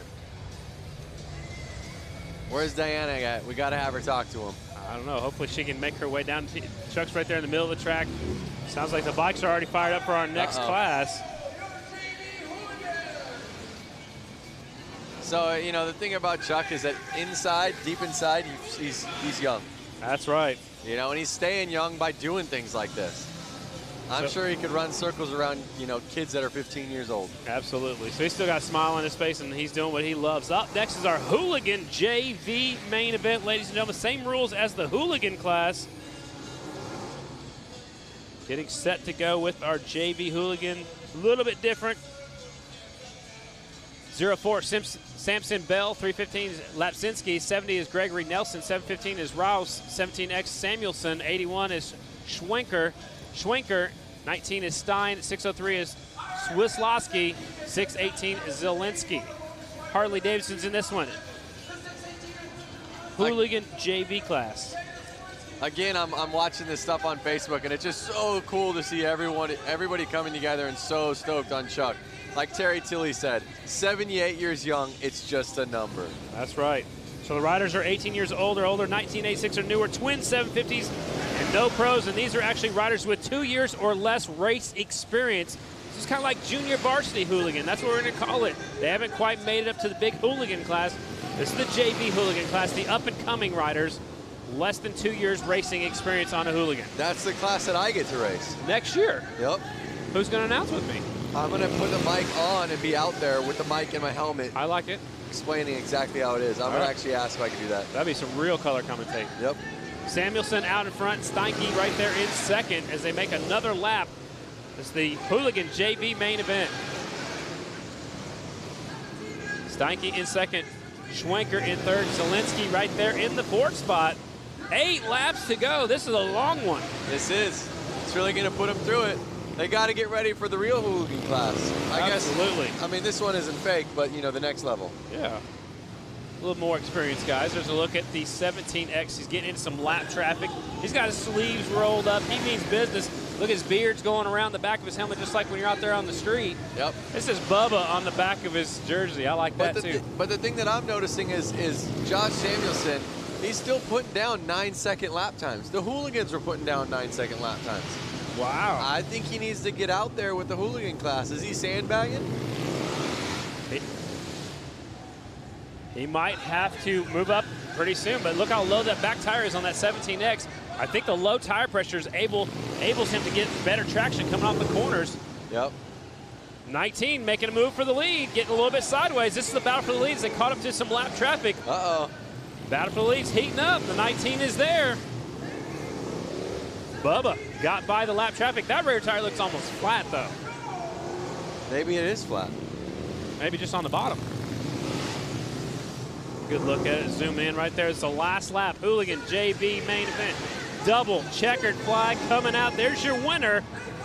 Bubba Samuelson taking the win. There's a good battle across the line for everybody else. Steinke will get second. Zielinski is third. Schwenker is fourth. And unofficially, I got Bell in the fifth spot. All Harley-Davidsons out here in the Harley Hooligan JV main event, throwing up the hang loose sign right there. Look at the beard hanging out. Yep. Fear the beard. Fear the beard. Samuelson taking the win. Steinke is in second. Zielinski is third. Schwenker is in fourth. And Samson Bell is fifth. Everything just got adjusted a little bit. I think they added Adam Rouse up there to fifth spot. Sawinski down to seventh is Bell. And now let's go down to Diana. Chuck Dickinson, I didn't get a chance to talk to you earlier, but oh my God, the things that you put your body through, and look, here you are, you're standing, walking, no problem getting back on that bike. You're amazing. Well, it was a lot of fun. These guys are very competitive. The floor turned out just perfect for me, and just a lot of fun. 3 years, the third year I've been here, the other years I've been out in the hay bales and never finished, so I just wanted to finish tonight. This is just super, and just all these people here. Well, everybody is cheering for you. That's got to make you feel good. Yeah, it's a lot of fun. It's just thank you for the interview. Well, you're very welcome, Chuck Dickinson. One more round of applause, you guys, just showing that age, there's no limit. Absolutely. Age is just a number, Lance. Yep. He did it. We heard that before. Absolutely. Again, I want to kind of go back to Facebook Live. I'm seeing Brad Galloway asked us, what are they racing on exactly? So for those of them that are tuning in right now that didn't get to hear the intro, they're racing on, well, it's a polished concrete, which is the standard floor of an arena like this. And they're actually spraying soda pop all over the floors. Just the syrup. Just the syrup. Right. Just to get a tackiness. Imagine when you step on syrup and it goes sticky on your shoe. Well, that's what they're riding on out there. So it is sticky, but then again, add in horsepower, add in speed. They're laying the bike sideways, and there could be some areas of this track that aren't as sticky as others. And it depends on where they're riding at, too. I think the more they ride on that Coke syrup, the more they ride on that Coke syrup, the stickier it'll get. That's Kevin Clark right there spraying the Coke syrup. I've heard it's Dr. Pepper syrup. Whatever syrup they use this year, that's what they spray on the floor. It's like a fine mist. Where that lands, it's got little speckles, and then you step on it, and you can feel it. It almost, you in years past, it almost pulled your shoes off. Yep. They sprayed a little bit lighter this time. It's still got some tackiness, but when you get off the racing surface, it's a little bit slick out there. Yep. Up next is our bike build main event. This is a fun class. If you weren't here earlier, the rules are Milwaukee High School have 100 days to build a Honda CL or CB 175 flat tracker, and they are off in a hurry. 35 is Ezra Brewski, 83 is Chadwick Dennis, the 11 is Patrick Michaud, 07 Kristen Lassen, that's Lady Lassen, a 65 Stephanie Herbs. Those are the riders in this one. Ezra Brusky, he's the one that pulled away in his heat, and now it looks like he's doing it again in the main. I've actually called a lot of his races. He races this All-Star National Flat Track Series as well as the Steve Nace Racing Series. And Ezra Brewski, man, he is fast. He's from Wisconsin, and he's so smooth out there. Yep. And he got to build that bike himself in school. Uh-oh, rider down. I'm wondering if we got that on film. I'd like to see what happened. Chadwick Dennis lost it over here in turn number 2. He's walking it back to the pit area. Only 3 bikes left on the racetrack. Brewski is out in front, Michaud in second, and Lady Lassen right there in third. She's a mechanic herself. She's a motorcycle mechanic, and she's awesome. Yep, well, all of these riders, I think, were mechanics on these bikes. Absolutely, they got to build their own stuff, exactly. Brewski out in front, kind of on cruise control right now. He's catching up to the back of the pack. Again, I want to, the viewers that are watching this right now, these riders had to build these bikes in school, and they got to bring them here. The teams had the same budget, work with volunteer mentors. The bikes are judged on appearance, performance, and of course, racing ability. Battle right here is, it looks like Brewski's gotten by both of the lap riders. That's the 11 of Patrick Michaud in second. Lady Lassen right there. That's Kristen Lassen in third on the number 07 bike. 2 laps to go for your leader, Ezra Brewski. He's in the 9-second range as well. Yep. Lance, I see you checking out the lap times. I'd like to see every 9-second rider get out there. Doesn't matter what bike you're on. There could be a hooligan bike. There could be a boonie bike. There could be these built bikes. It would be cool to watch. And there we are with the checkered flag. Brusky takes it away for the win.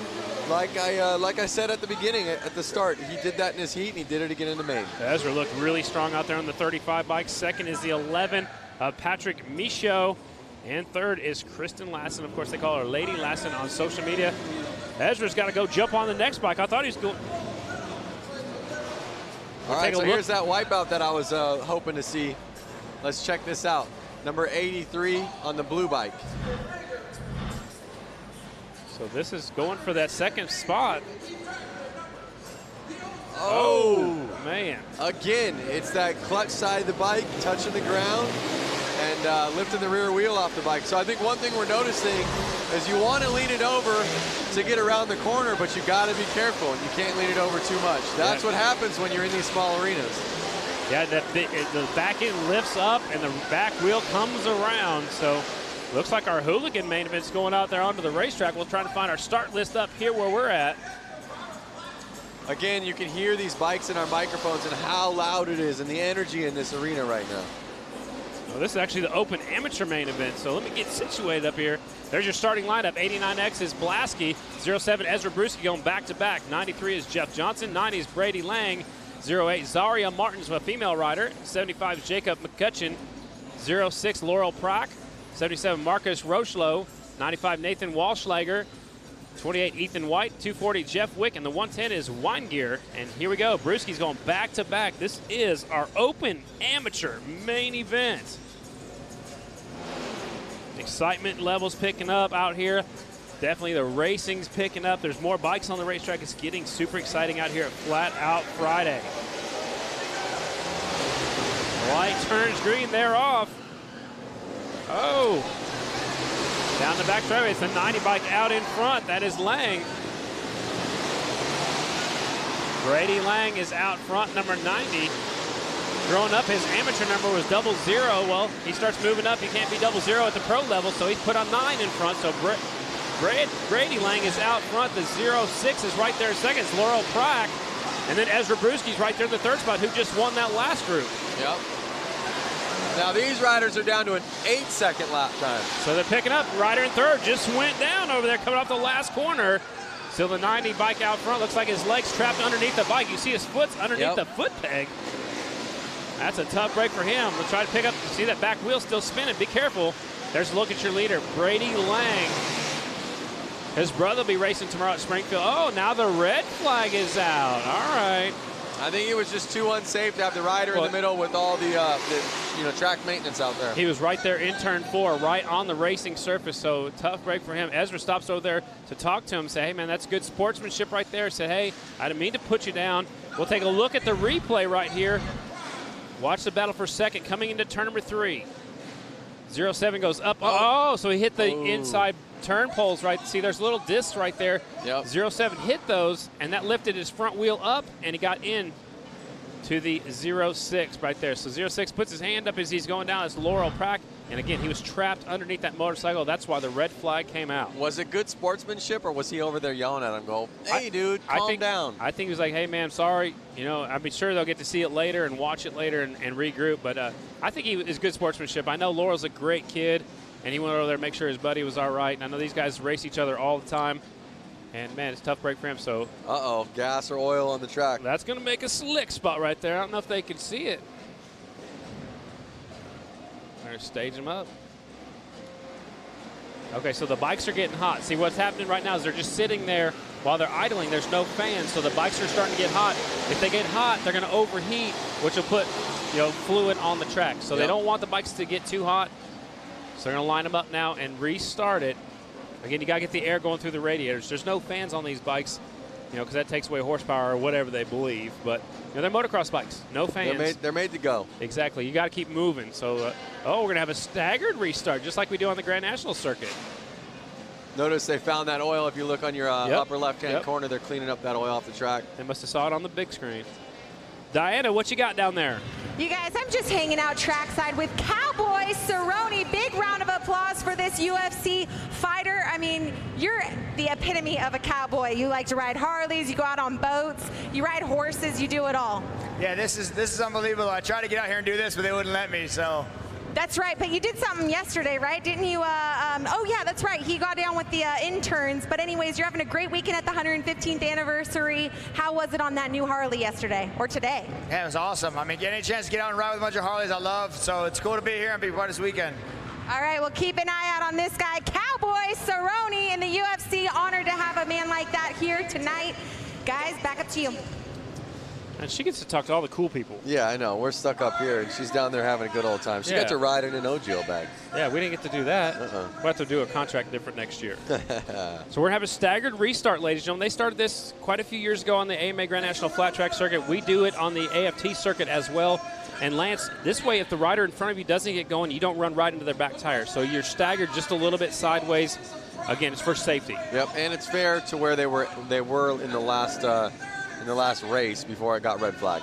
Absolutely. So you see Ezra's right there talking to Brady Lang. Brady Lang's on that 90 bike. Second is the 07 right now is Ezra Brewski. Johnson's right there in the third spot. That's Jeff Johnson from Edina, Minnesota. Lining them up. So the rider that brought the red flag, he's a few laps down. They're going to revert back at least one lap, but he's probably still going to be laps down, but he'll get the restart. He'll be at the tail end of the field. Yep. They keep bringing us more races, Lance, but I don't think we have this many left. Well, let's see. We got a couple left, but obviously I'm looking forward to seeing the hooligan racing, the goofball racing, pro racing. I like to see the women's main event, too. Yep. 5 laps complete, 7 laps to go. Open amateur main event. 12-lap main. Oh, look, he's telling them, scoot them back, scoot them back. Their bikes are all getting hot. I heard they started them. Yep.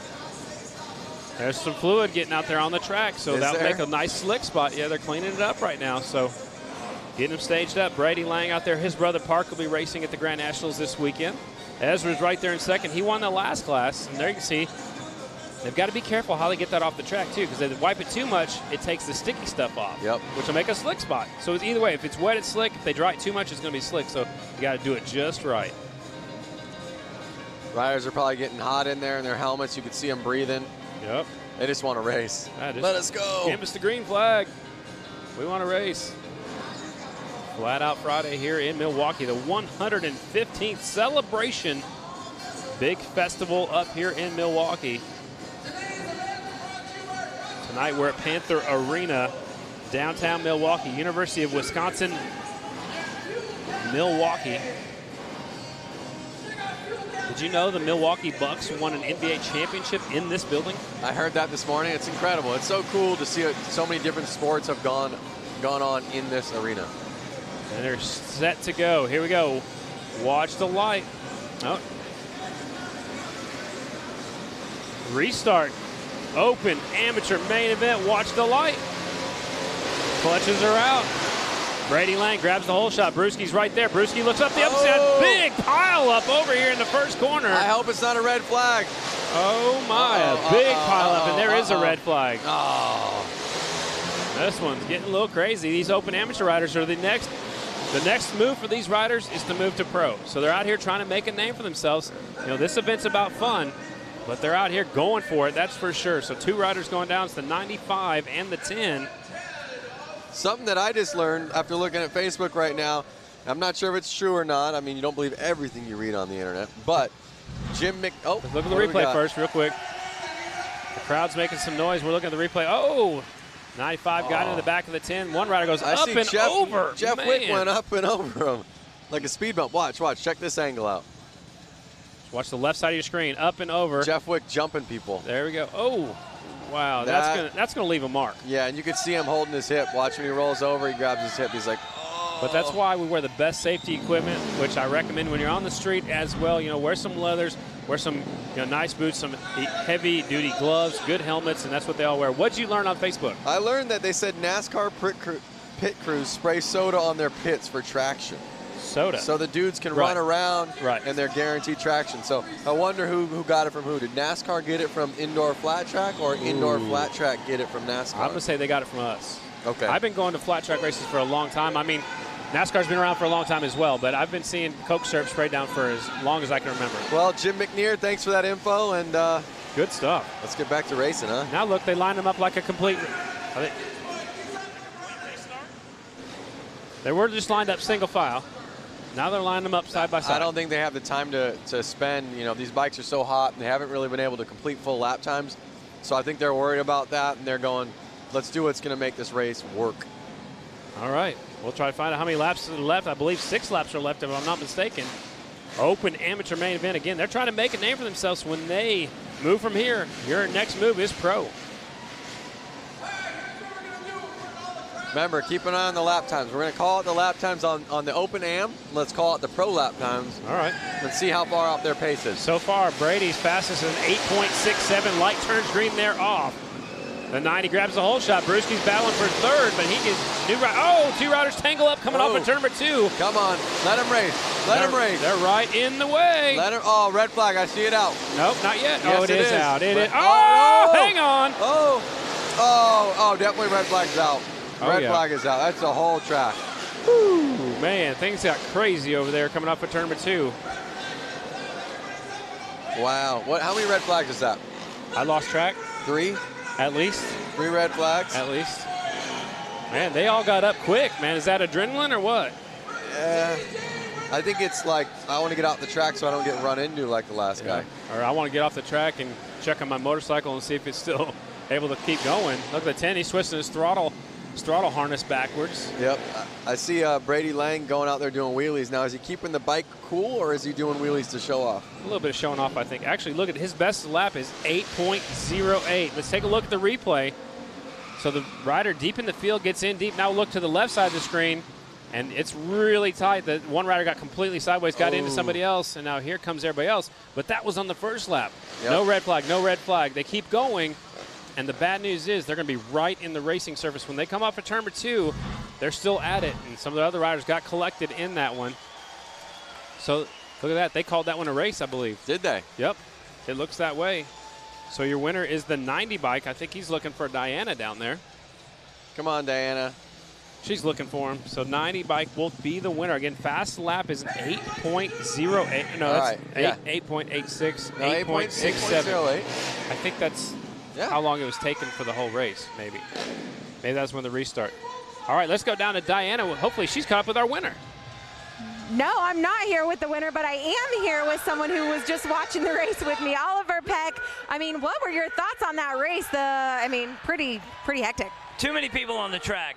Too many people on the track. What would you have done if you were on your boonie bike? I would have been out in front of everybody, so it wouldn't have mattered. Exactly. That's Oliver Peck style. He gets out in front, makes it happen. So we're looking forward to seeing you race. We see you in so many things on television, and now you're coming out here to race. It just goes to show how many different people from all different worlds can come to flat tracking. Well, it's a great event, great people, good times, and it's just about having fun, so that's what people need to do. That's awesome. All righty. Well, thank you so much, guys. We're going to take it back to you. Sounds good. The winner's waiting down there. Hopefully we can talk to the winner of that last race, Brady Lang. Up next will be our women's main event. Diana, you have our winner now. Yes, I do have our winner. Man, what the heck was that race all about? Give us your thoughts on what it was like down on the course. It's amateurs running for money, so everybody wants some. Everybody wants some, the famous last word. So this guy took it. Anyone you want to thank? I gotta thank West Bend Harley, Southeast Sales, Moose Racing, Bell Helmets, Spectral Oils, Trier Distributing. I gotta thank my dad, and I did it for Alec. He did it for Alec, and thank God he was wearing that Bell helmet, kept him nice and safe. Congratulations, guys. Give a big round of applause. Guys, we're going to take it back up to you and get this women's race going. Sounds good. He did it for Alec. Alec Muth lost his life in racing flat track a few weeks ago after a crash at Sturgis at Rapid City. So he did it for Alec. Alec was a rider from right here in Wisconsin. Up next is our women's hooligan main event. Ladies are going to be racing the big heavy bikes. Lance, what do you think about this class? No, it's cool. You know what's really cool to see is like Kaylin Thorian. She's on the rider list that I see. She rode her FXR from basically Los Angeles up to Seattle, from Seattle over to Milwaukee. They tracked the whole ride on social media. She had it on her Facebook and Instagram, as well as Harley had it on theirs. She got here, did not plan on riding. And I think her friends, some of these girls in this class, kind of egged her on, like, hey, you need to get out there. We're going to find a bike for you. So she's riding somebody else's bike. And that's the cool thing, and that's the fun thing about these races, is that these girls, they're all friends. So they're getting them set right now. It's the women's hooligan class. The rules look like this. The riders are 18 years older, 1986 or newer bikes, twin 750cc's or greater motors, and the bikes have stock OEM engine, street legal frames, and no pros are allowed.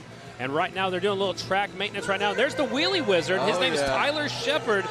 This kid's been riding wheelies forever. He's not a kid. Oh, there goes the front end.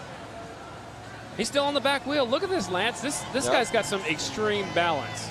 He does have extreme balance. No front wheel. It's a unicycle now. He goes to Harley dealerships all the time and does stunt shows similar to this. He's got a box van. He rides wheelies up and over. He's got a teeter-totter. He is awesome. His dad was a photographer on the Grand National Flat Track Series for many, many years. And then Tyler grew up. He said, hey, I can ride wheelies. And he's just been doing that ever since. Look at that one-hand wheelie going around in circles. It's the wheelie wizard, Tyler Shepard, as they do a little track maintenance right now before we get into our women's hooligan main event. Look at that, no front end. Yep. He's not letting off the throttle. He's just keeping it nice and smooth. There he stands it up. All right, he's making some noise up here in the crowd. He's having some fun. Is that his real name? Like, does his license say Wheelie Wizard on it? I bet it does now, but his real name, he was born with Tyler Shepard. So he may have changed it, but that's all I know him as. In my phone, it's a Wheelie Wizard. Like I see some friends from my hometown in the crowd right there. Really? Yeah. All the way up here in Milwaukee. Yep. All the way from LA to Milwaukee. Die-hard motorcycle fans. He's going to pick up his front wheel. He's going to carry it away. Diana, what's going on down there? Just hanging out with our women's hooligan racer, Red Nixon. Give a big round of applause. So as we're doing track maintenance out here and we're getting the Wheelie Wizard to, give us pure entertainment, tell us about your class and what bike you're riding. I'm on a Sportsman 1200, and I'm riding with a bunch of badass babes. We're just out here having fun, and hope you guys enjoy the show. What kind of inspiration can you give to another woman who wants to get into hooligan racing? Anybody can do it. Anybody. So they better get out here and do it. Hell yeah. All right, well, you heard it first from Red Nixon. Guys, these girls are about to lay it down after they lay down this rubber. So give a round of applause to these ladies. Thanks a lot, Diana. So what they're doing, that's a quad, Lance. It's got a Harley-Davidson engine in it. He's going out there and making sure there's no more moisture on the racetrack, putting down a little bit of rubber so these bikes, these females, can get a hold of the racetrack. That's awesome. I couldn't stop staring at that quad when it was in the pits. I thought you were going to get on and ride it for a little while. It's one of those things where you're just looking at it with a Harley engine in it and you want to ride it. Absolutely. Everything's cool with a Harley engine in it. Absolutely. Go-kart, motorcycle, doesn't matter. Quad, little cars. I wonder how hard it was to squeeze that into that frame. He probably had to build a whole new custom frame.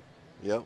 Coming up next, our women's hooligans class. Again, the riders must be 18 years older, 1986 or newer motorcycles, twin 750 cc's, and that's not a twin. Uh-oh, what class is changing this? it up on me.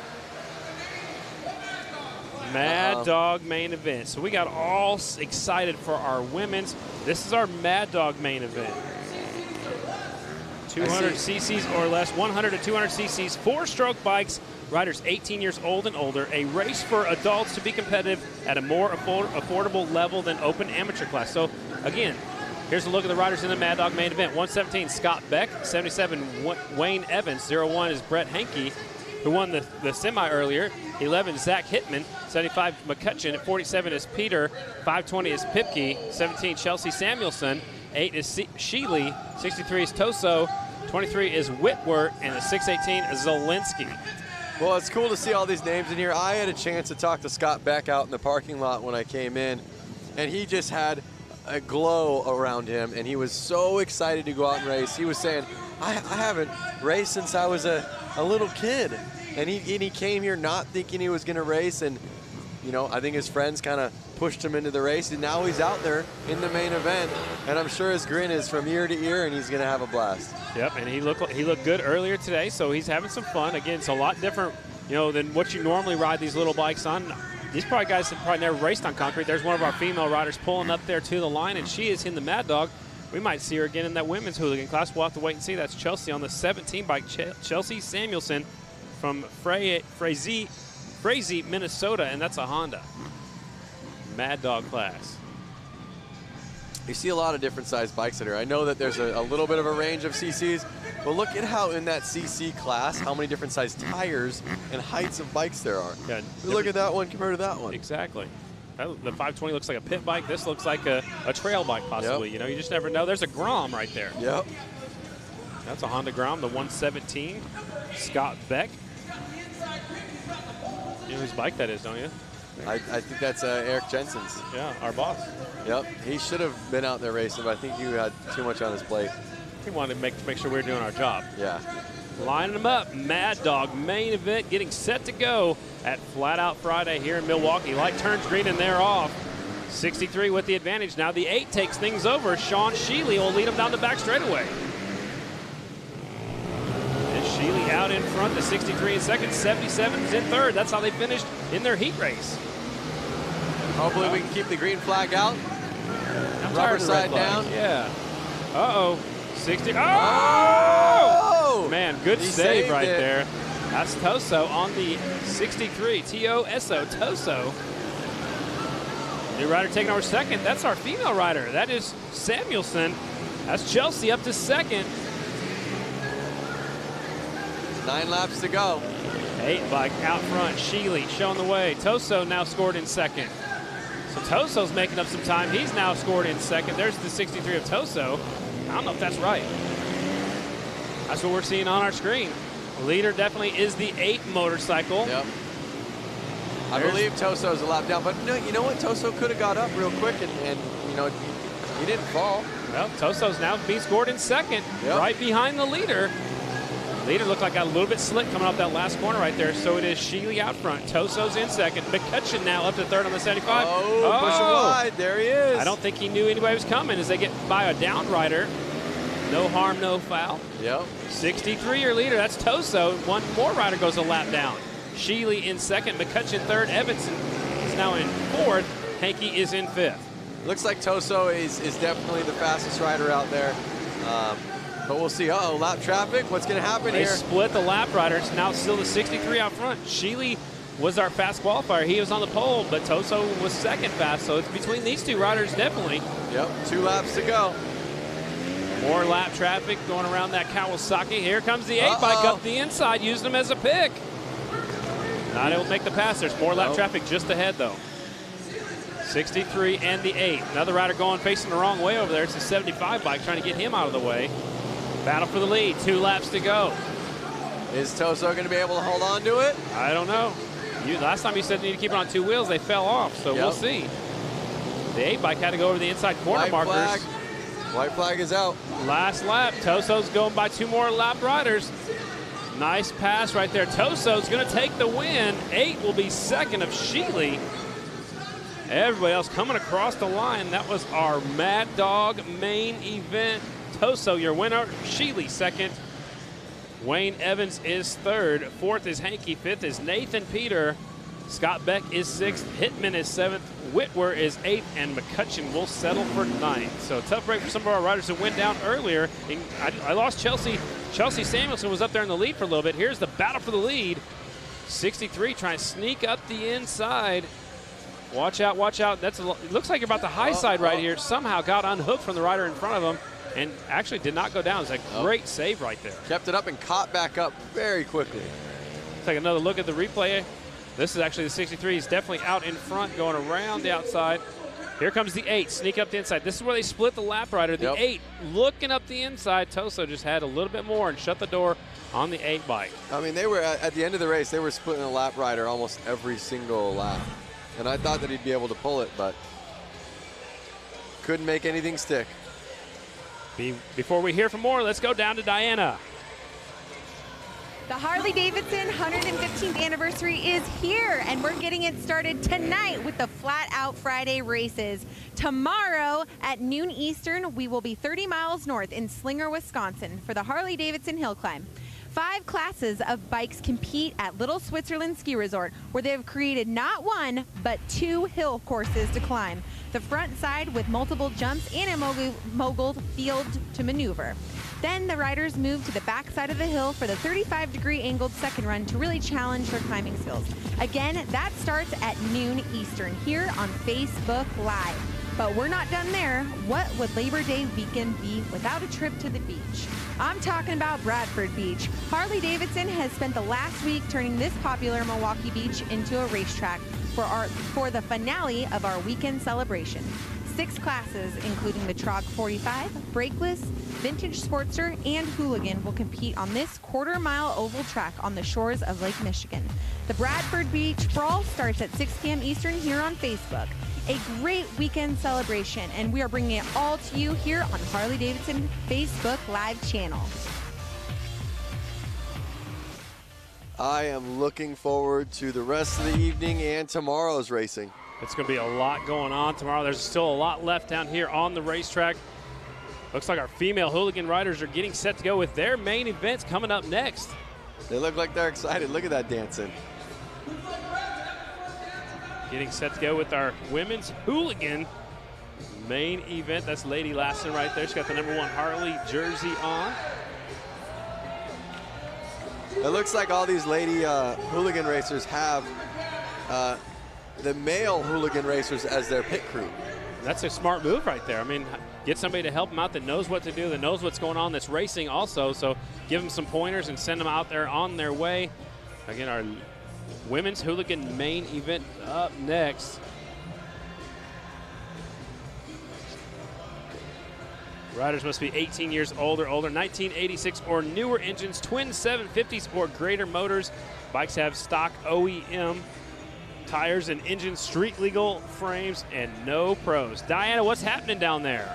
You know, guys, watching these girls, giving me a little bit of motivation. You might see me back here in February on one of the hooligan. I might have the same setup, a hooligan as my pit crew, and then I'm just riding their bike. I think I might do it, guys. We're going to have to work on getting a microphone that we can all go out there and just race and do all this talking. Lance, I think that you're all talk, and I'm going to actually play the game. All right, well, we're going to talk to Eric and see if we can make this happen. I'll ride the pro class. And then you're not allowed to ride the women's. Scotty. Now it's me versus Diana. Now it's just you know what? It's going to be the MC's race. That's right. Eric said we can do it. So I'll ride the pro class. You two can go against each other. We're all just going against each other. The three of us, all of us have mics on, and we're all yelling, bantering, racing. All right. I'm in. That's what Flat Out Friday is all about, having some fun, that's right. Women hooligan main events getting set to go. The riders in this one, the 11 of Hannah Lang, the 66 is Red Nixon, 13 Ashley Wood, 38 Leah Orloff, the 3-bike Leanna Acevedo, 46 Kaylin Thorian, 79 Stephanie Sunker, and the 09 Kristen Lassen. That's Lady Lassen out there on the 09 bike getting set to go. Now I know Kaylin's definitely nervous out there. She texted me this morning. She's like, I don't know, everyone's gonna be making fun of me. I'm like, no, we're out here to have a good time. This is all applauding people. It's like, get out there, be courageous, have fun, and make it safe. They're going to give them a couple laps again to check out the racetrack. It's been a little while since they've been out there. Warm up their bikes, warm up the tires just a little bit. And we'll stage them up and turn them loose at the 115th Harley-Davidson Bash up here in Milwaukee. All these are Harley-Davidsons in the women's hooligan class as well. You see them slowing them down a little bit. I think they want them to take it easy, warm up the track a little bit, warm up your bikes, warm up your tires. We don't need anybody going down on these warm-up laps. We'll see how important the start is in this class. It's been very important in the other classes as well. And we'll see who has some experience on these big, heavy motorcycles. Twin motorcycles. All these are Harley-Davidsons in this one. 2 rows of motorcycles. Women's hooligan main event. It's awful quiet out there. All right, here we go. Yep. Starter says, watch the green light. Light turns green.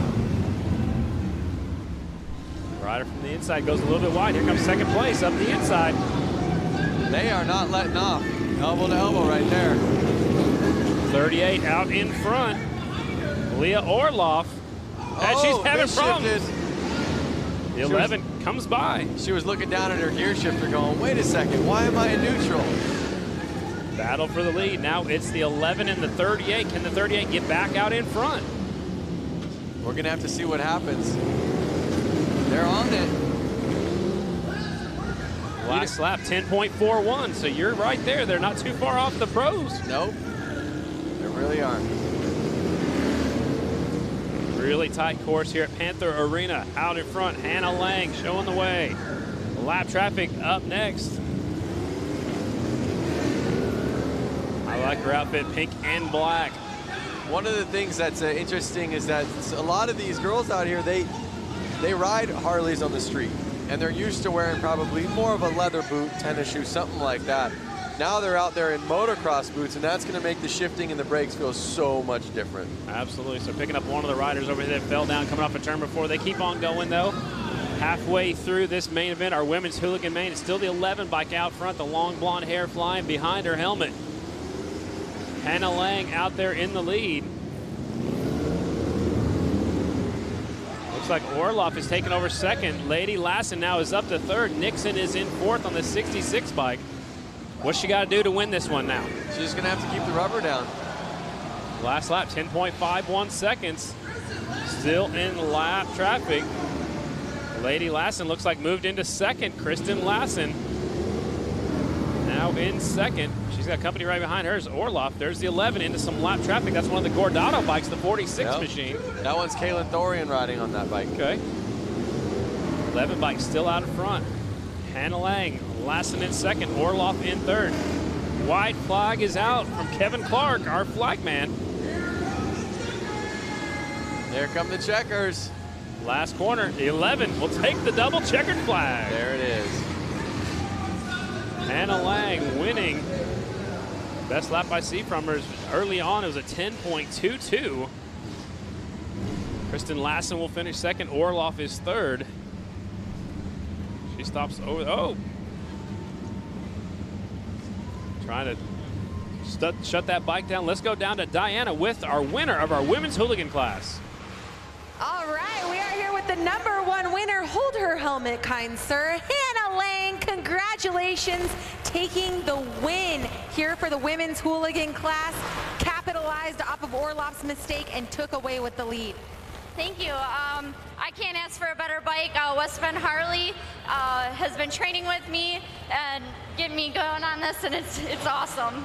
Yeah, not only that, tell us a little bit about your story, because you actually had a big social media thing happening where you rode your bike across the state. I didn't know. Oh, well then, someone just fed me misinformation. But you had a great race. Congratulations. What do you have to say for other women riders out there who are interested in the hooligan class? If we can do it, you can too. Just be open to everything and just go with it and have fun. All right, well, congratulations, West Bend Harley-Davidson helping her out. Congratulations once again, Hannah Lang. Guys, up to you. Thanks a lot, Diana. Doing a great job down there. Talking to the winner, Hannah Lang. Let's take a look at the replay of what happened to our early leader, the 38 of Leah Orloff. She's from Wisconsin on her Harley-Davidson. Here she is, our leader. Walk us through it, Lance. So it looks like, I want to say she misshifted somewhere. You know what? I think she touched it when she was putting her foot down. Yeah, or picking her foot up. She misshifted and was in neutral, so when she came to go out of the corner, there was no power. I mean, that is racing. Tonight's broadcast is presented by Sin 3. Presented by Sin 3, real, pure, genuine, synthetic.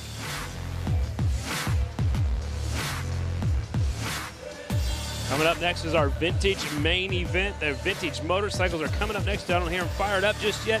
So let's go over the rules. Vintage rules, riders must be 18 years old or older. Bikes must have brakes.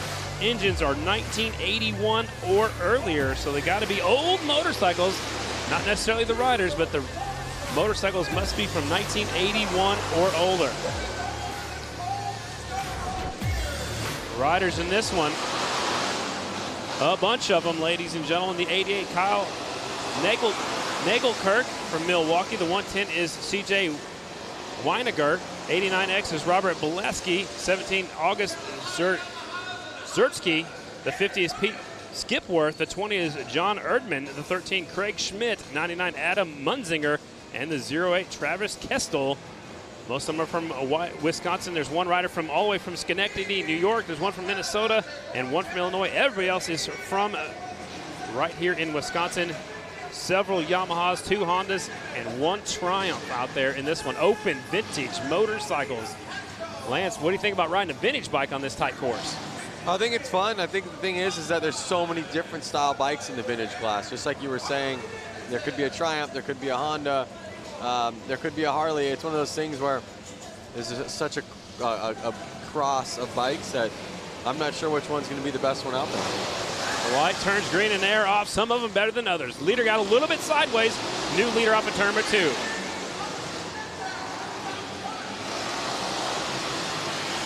'88 is out in front. That was our heat race winner. Nagelkirk is leading. He's got a big lead already, Lance. Yep, he's taking off. He's putting the power to the ground. He's staying smooth. It's all about staying smooth. The TT500, I'm assuming the single-cylinder Yamahas that were really good back in the day. Make some great vintage motorcycles. 88 out front. Look at that.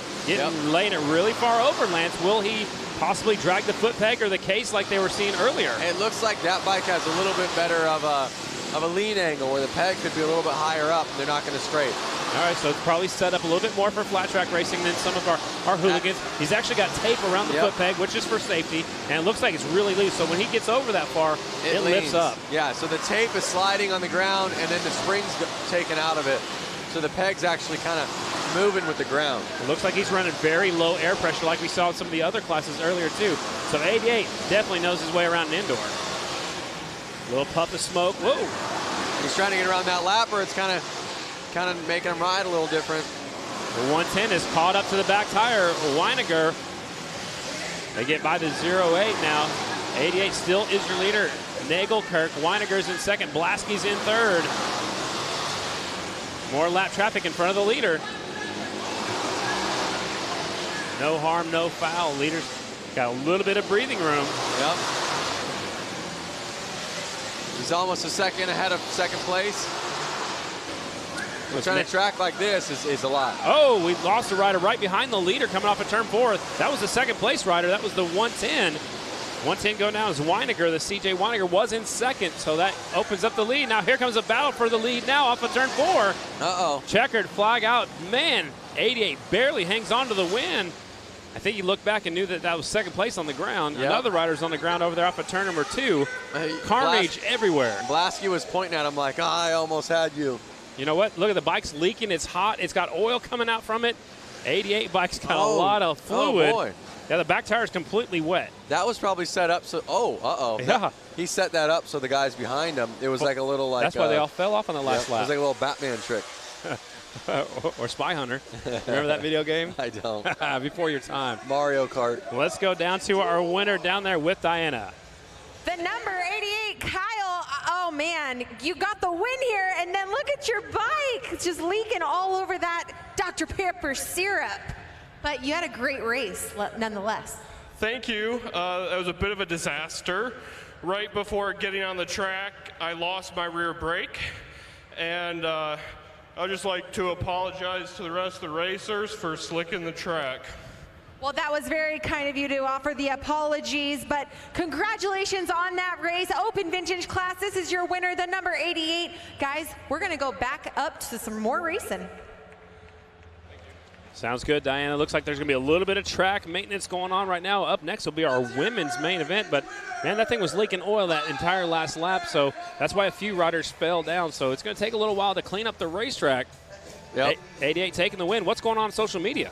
Social media is going great. It looks like a lot of people are asking questions, you know, what's coming up next, and we can tell them what's coming up next right now. Like you said, you have the women's class main event, Boonie main event, Pro main event, the headliner, the Hooligan main event. And then an extra class, the Goofball main event will be how we wrap things up here in Milwaukee. I feel like the Goofball main event is just us up here talking. Goofballs. Well, maybe we should race the Goofball class next year. I'm racing every class now. Any class you can. Man, getting set to go with our women's class. Our rules for the women's class, obviously you have to be a female. Same rules as open amateur. There's a space for women to get more race time. It's electively chosen class also at the school. So the school here in Wisconsin, you can elect to be in this class. I like it. It's getting more women involved in flat track. Right now, there's just a couple on the Grand National Flat Track circuit. The most popular is Shayna Texter. She's the only female to win in Grand National competition. So what else is going on Facebook? Chad Mata is saying Hawaii is here with a shaka. Oh, yeah. Boy, I wouldn't mind being in Hawaii right now, though.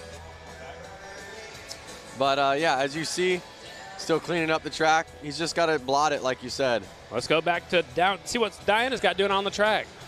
Yeah, you know, as we're watching this crew work so hard, we're so thankful for him cleaning up the oil mess. We got Tony Perry's right here, and you guys are wondering, who is this man? He is one of our Harley-Davidson Freedom interns, and you're probably wondering, what is a Freedom intern? Well, it's a wonderful program. I'm going to let him tell you a little bit about it. Okay, so the Find a Freedom internship was run worldwide. They picked 8 of us out of 7,500 applicants from over 30 countries. And they gave us all brand new 2018 Harley-Davidsons and just told us to go and find our freedom. And so we traveled, well, 6 of them traveled across the US. I traveled across Europe, and another girl, Charlie, who's over there, she traveled across Europe. She's with Megan, who both of them just learned how to ride this summer. I've been riding Sportsters for years because I love Sportsters, so flat track is where I belong. We're going to see you out here next year then, racing the flat track. Absolutely, I'll have to build something and bring it over. Okay, awesome. So just give a little bit about that experience going through Europe on a bike. I mean, it's pretty amazing that out of thousands of applicants, you just got a bike and got to ride all through Europe. Wouldn't that be anybody's dream job? Absolutely. Like, I mean, I would have said that this was my dream job if I even knew that this was a job, but I didn't. So I used to just say that I wanted to be a chopper builder, but now I want to do this instead. Awesome, amazing. All right, we'll give a big round of applause for Tony. We're so sad to see the Freedom interns go, and they're going to go off into the world here in the next, you know, what, week now. So, yeah, thank you so much for all you've done for Harley-Davidson. A big round of applause for this guy, and thank you so much, Tony. Guys, take it back up to you. Sounds good. Thanks a lot, Diana. It's awful cool to have these new programs to get people involved in Harley-Davidson and get people riding Harley-Davidsons and all across the world. Yeah, totally. And like he said, that is now his new dream job. He's already had it, but he wants it again. Absolutely. I couldn't imagine getting a bike and being able to ride through Europe. That'd be awesome. A lot of cleanup going on from that last rider who won the race, but they leaked a lot of oil. So what they're going to do is they're going to switch up the program just a little bit. Our pro motorcycles are going to come up next. They've got more experience, Lance. And I think it's good because the track's going to be a little bit slick out there. So they're sending the pros out next. We'll save the women for after that. It's funny. I'm back here on Facebook. Sorry, I was just looking at my phone. But I'm looking at it because Buck Lynn goes, if they want that cleaned up without any residual, they should use some brake cleaner. And now they all have brake cleaner out there. Maybe they were watching what they were saying. Yeah, so Buck, I think they were listening to you, and but they're cleaning. But the part with that, they got to be careful. If they use the brake cleaner, it's going to take off a lot of the Dr. Pepper syrup as well. So you got to be careful as you take that off. I'm sure they're going to bring your four-wheeler back out here with that Harley-Davidson engine out here and put some laps down to try to make sure it's all equal all the way around the track. Yep, I'm going down there right now to ride it. You're just going to try to do everything.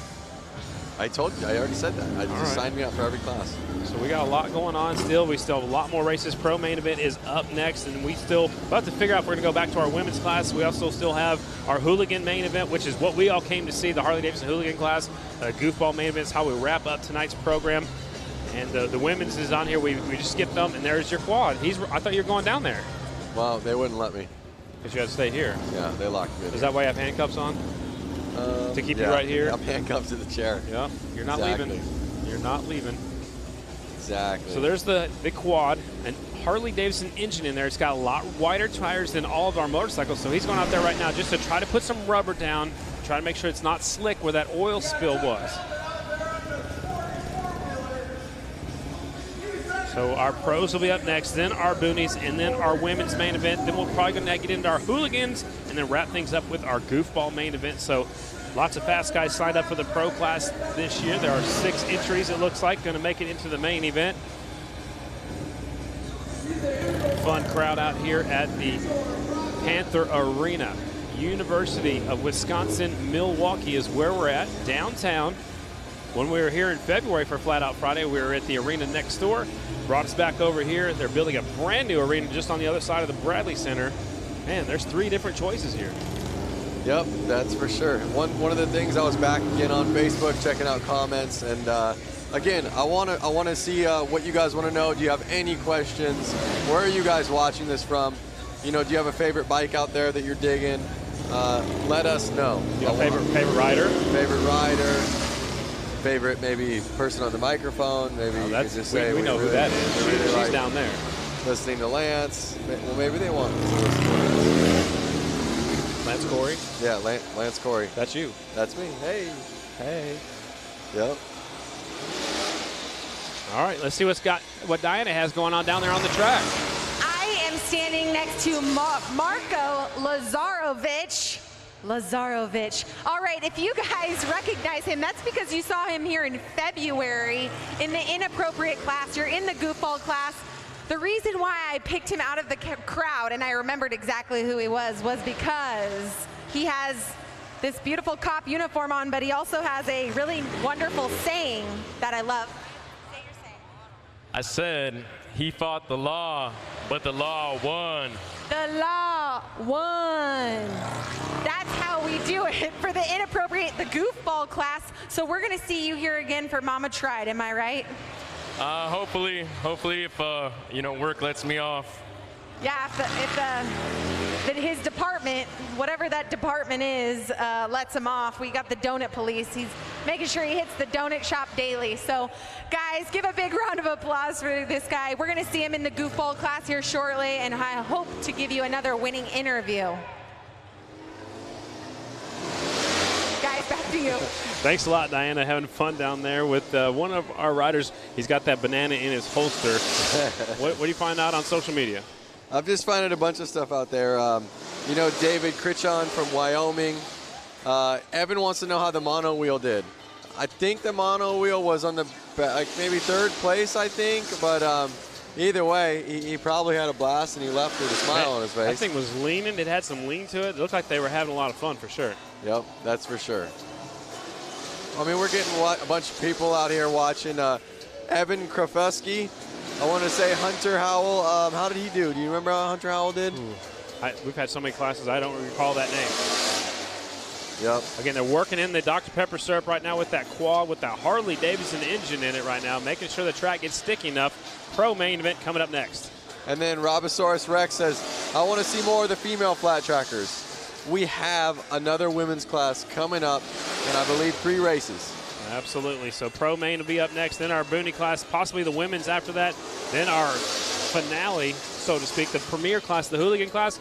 A little extra encore will be the goofball class. So 5 races left out here at Flat Out Friday, downtown Milwaukee, Wisconsin, celebrating Harley-Davidson's 115th anniversary. Getting things worked in. Big day tomorrow. It's a big day tomorrow. Up on the hill climb. Yep. At noon Eastern. And then we go down to the beach. How about most of these riders are going to be racing all 3. I know the hooligans are. Wow. So we're going to have hooligan guys racing all the way towards the last race of the night. They'll be racing here till 9:30, 10 or something like that. Right. Waking up right when the sun comes up, going about an hour away, racing hill climb, loading their bikes up, riding or driving their bikes, I would imagine, over to the beach. Right. And then racing on sand. So indoors tonight, up on a hill tomorrow, and over on a beach in the evening tomorrow. That's a lot of racing. And you get to call all the action for all 3 events. Brando will be along with you tomorrow, Brandon Graham. That guy's awesome. Yep, that's exactly it. All right.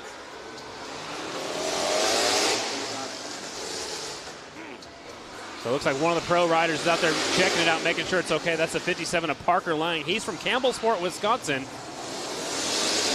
He's racing the Grand National Short Track tomorrow night in Springfield, Illinois. That'll be where I'll be headed down there tomorrow.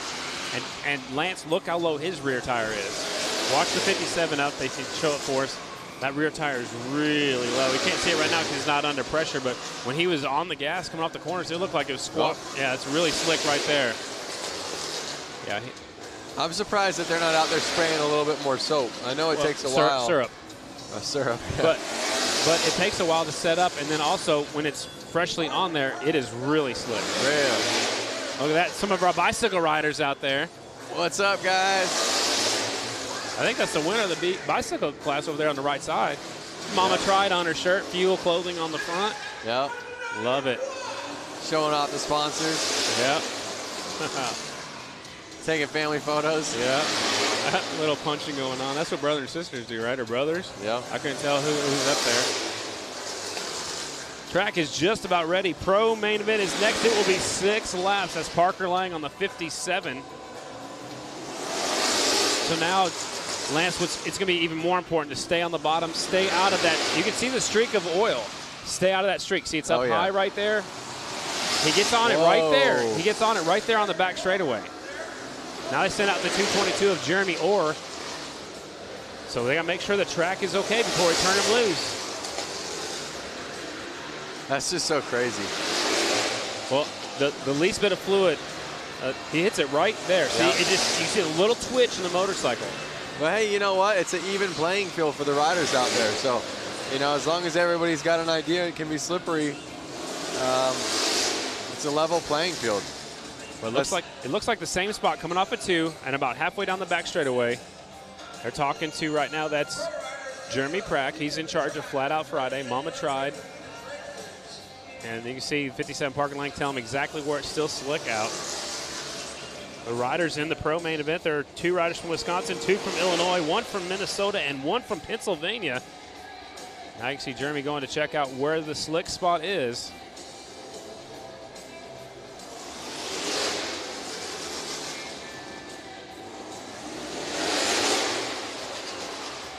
I think he needs to go a little bit wider out there, especially on the back straightaway. Yep. It's easy to see from up here. I'm sure, Lance, it's a lot easier to see from up here in our camera view down their trackside. It's probably not quite as easy to see that line of wetness. Yep. Or it was wet. It's oil, but.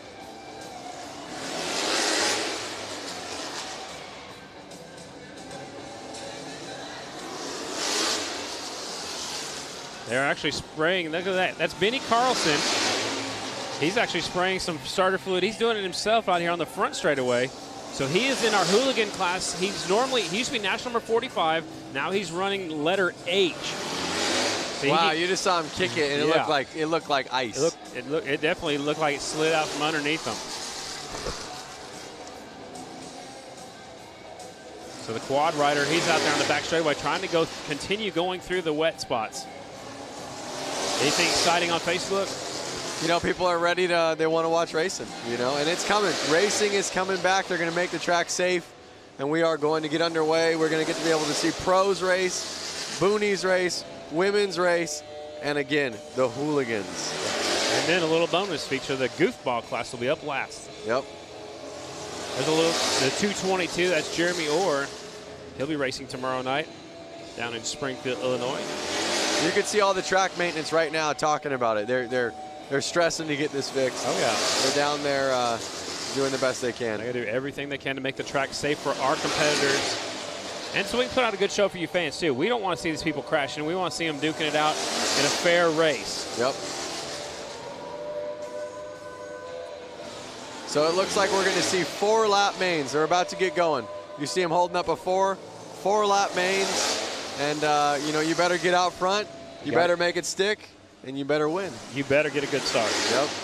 You can't be slacking on the start. You got to get in the first corner first if you want to battle for the lead and battle for the win. So a 4-lap shootout. These are like, that's how long Dash for Cashes are normally. So it's basically a Dash for Cash, Dash for a trophy out here at Flat Out Friday. Pro riders, 57, that's Parker Lang. He won our heat race. 222, scheduled to start second. That's Jeremy Orr right there in our screen. Now he disappeared. 229, Kyle Weiss from Green Bay, Wisconsin. The 28, that's Blake Svensson from Bloomington, Illinois. And the 25, Shay Knuth from Bloomington, Illinois. And the 48, Cole Feely from Stanchfield, Minnesota. And he is on that Vanilla Cycles Honda. So there's your lineup right there again. Feely on the 48, Knuth on the 25, Parker Lang the 57, Jeremy Orr 222, Blake Svensson on the 28, and the 229, Kyle Weiss on that Honda. So again, 2 riders from Wisconsin, 2 from Illinois, 1 from Minnesota, and 1 all the way from Pennsylvania. Pro main event. So I'm sure they're going to give him a few laps to check out the racetrack, make sure it's safe. Here comes Jeremy Orr. There's 57, Parker Lang. You see Jeremy reach down there with his hand in his glove. He cleaned off the tire because they've been sitting over there where the bikes go on and off the racetrack collecting a little bit of dirt. The tires are tacky, they're sticky. He wants to make sure that tire's clean. You want to pick a winner in this one, or? Oh boy, that's tough, but I think I'm going to pick 57, Lang. All right. You can't pick him now. The local rider, you know, he's on his game right now. 222 is a very aggressive rider. I've watched him at the Ice Racing Series. I watched him on the Grand Nationals. 222 will be up there. Svensson is also another ice rider, the 28 bike.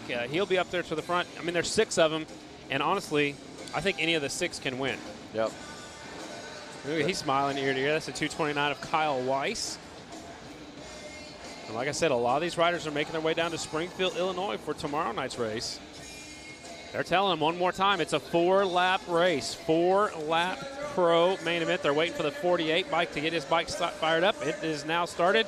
That's Cole Feely. Here we go, 4-lap main. That's what we've been waiting for. Pro-wise, light turns green, 57 grabs a hole shot, and they go wide. That opens up the door. Svensson in the lead, the 28 bike, your new leader. Oh, Svensson, stacking him up over there. Let's get him go. I want to see a green flag. New leader out front now is the 229 of Weiss. Kyle Weiss from Green Bay, Wisconsin. He's your leader. He's on the right side of our screen. The 229 is out front. Svensson in second on the 28. Svensson's got a little bit of chatter going in the corners. You pointed that out earlier as the white flag is already out. I don't think these bikes are set up for such a small track. And double checkered flag is out. Weiss takes the win. The Wisconsin rider will win it. Tough break for some of the fast guys from early on. Svensson will be second. Nice wheel stand by the 229 of Kyle Weiss. Just like you said, anyone here could take it. And that was kind of a shock, but Kyle Weiss, again, Wisconsin rider taking the win. Svensson second, Feely is third, Parker Lang is fourth, Shay Knuth is fifth, and Jeremy Orr, the rider that went down, will be sixth. There's the look at the finishing order. Weiss, Svensson, and we'll look at the restart right here. It's very important. Parker Lang had a good shot. He gets in the corner, but he gets in too deep, and they just can't get turned right there. And it takes 3 fast guys up to the high side. Svensson had the lead for just a moment on the 28 bike, and then what happens here? 229. Oh! Gets pushed wide. That was a nice move right there. That might be the move of the race. A nice clean move by the 229 to take the win. Up next, what do we got here? Our Booney main event. This was the jump's back on the track. Oh, the jump's back. Now you want to get back down there, don't you? Let me out. This was one of our biggest classes. The Booney rules must be a pull start engine, a rigid frame, and full AMA riding gear is mandatory.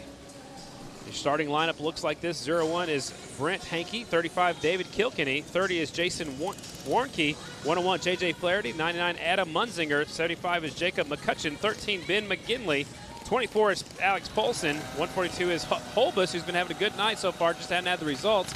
7 is Linsowski, 76 is Oliver Peck, and the 777 is Mascari. Here we go. This is going to be an exciting one right here. Look at them warming up their tires, getting ready to go. We're going to see any wheelies off the bat like we did in the semis or the we heats? had like 4 of them, didn't we? And we saw wheelies in almost every one of them. Yep. Centrifugal clutches, so there is no hand clutch. They got to, just grab a handful of throttle and hope that thing gets going. You can see some of them might start running. The rider in the back's trying to get the crowd fired up. I love it. Booney, main event. Staged up and ready to go. And they're off. 0-1 from the inside, grabs the whole shot. 45's on the outside. Well, that's Flaherty, but he's normally 45. Yep. He's got a different number on this Booney bike. 101, your leader. They all passed the jump on that one. I would too on the first lap because they're all bunched up together. Look at that, leader sliding into the turn number 3. Oh, he's hitting it. See, now it's getting to the point where they're wanting to stay on the inside line. Yeah, the shortest way around. Yep, but they're having to hit the jump. So it's actually, now that all the fast guys are out there, they're having to hit it. Third place went over the jump. Yep. Battle for the lead, 4-lap main event. Flaherty, there comes a 0-1 up the inside. Checkered flag is out. JJ Flaherty takes the win. There it was. Kilkenny second. Hankey is third. McCutcheon is fourth. What a race right there. Kilkenny's got that bright green on there. Kilkenny's going back to his motorcycle. Look at that stand-up wheelie from your winner. JJ Flaherty taking the win. Kilkenny second. Hankey's third. McCutcheon fourth. Warnke is in fifth. Let's look at the last lap. Last lap, last corner. JJ swings wide. Here comes the 0-1, sticking a wheel up the inside. Not able to make the pass. And Kilkenny gets that second spot away right there and come to the line.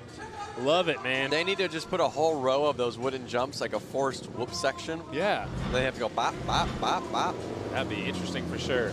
Up next, what we got here, our women's main event. We had 4 entries in this one. We got a KTM, a Vor, a Honda, and a KTM. So 2 KTMs, and your riders are the 11 of Hannah Lang. We saw her win the women's hooligan class earlier. 08X Kristen Lassen, Lady Lassen on the 08X, 08 Zaria Martins. So she borrowed a bike from Zaria, and the 17L Leah Orloff, and she is on a Vor.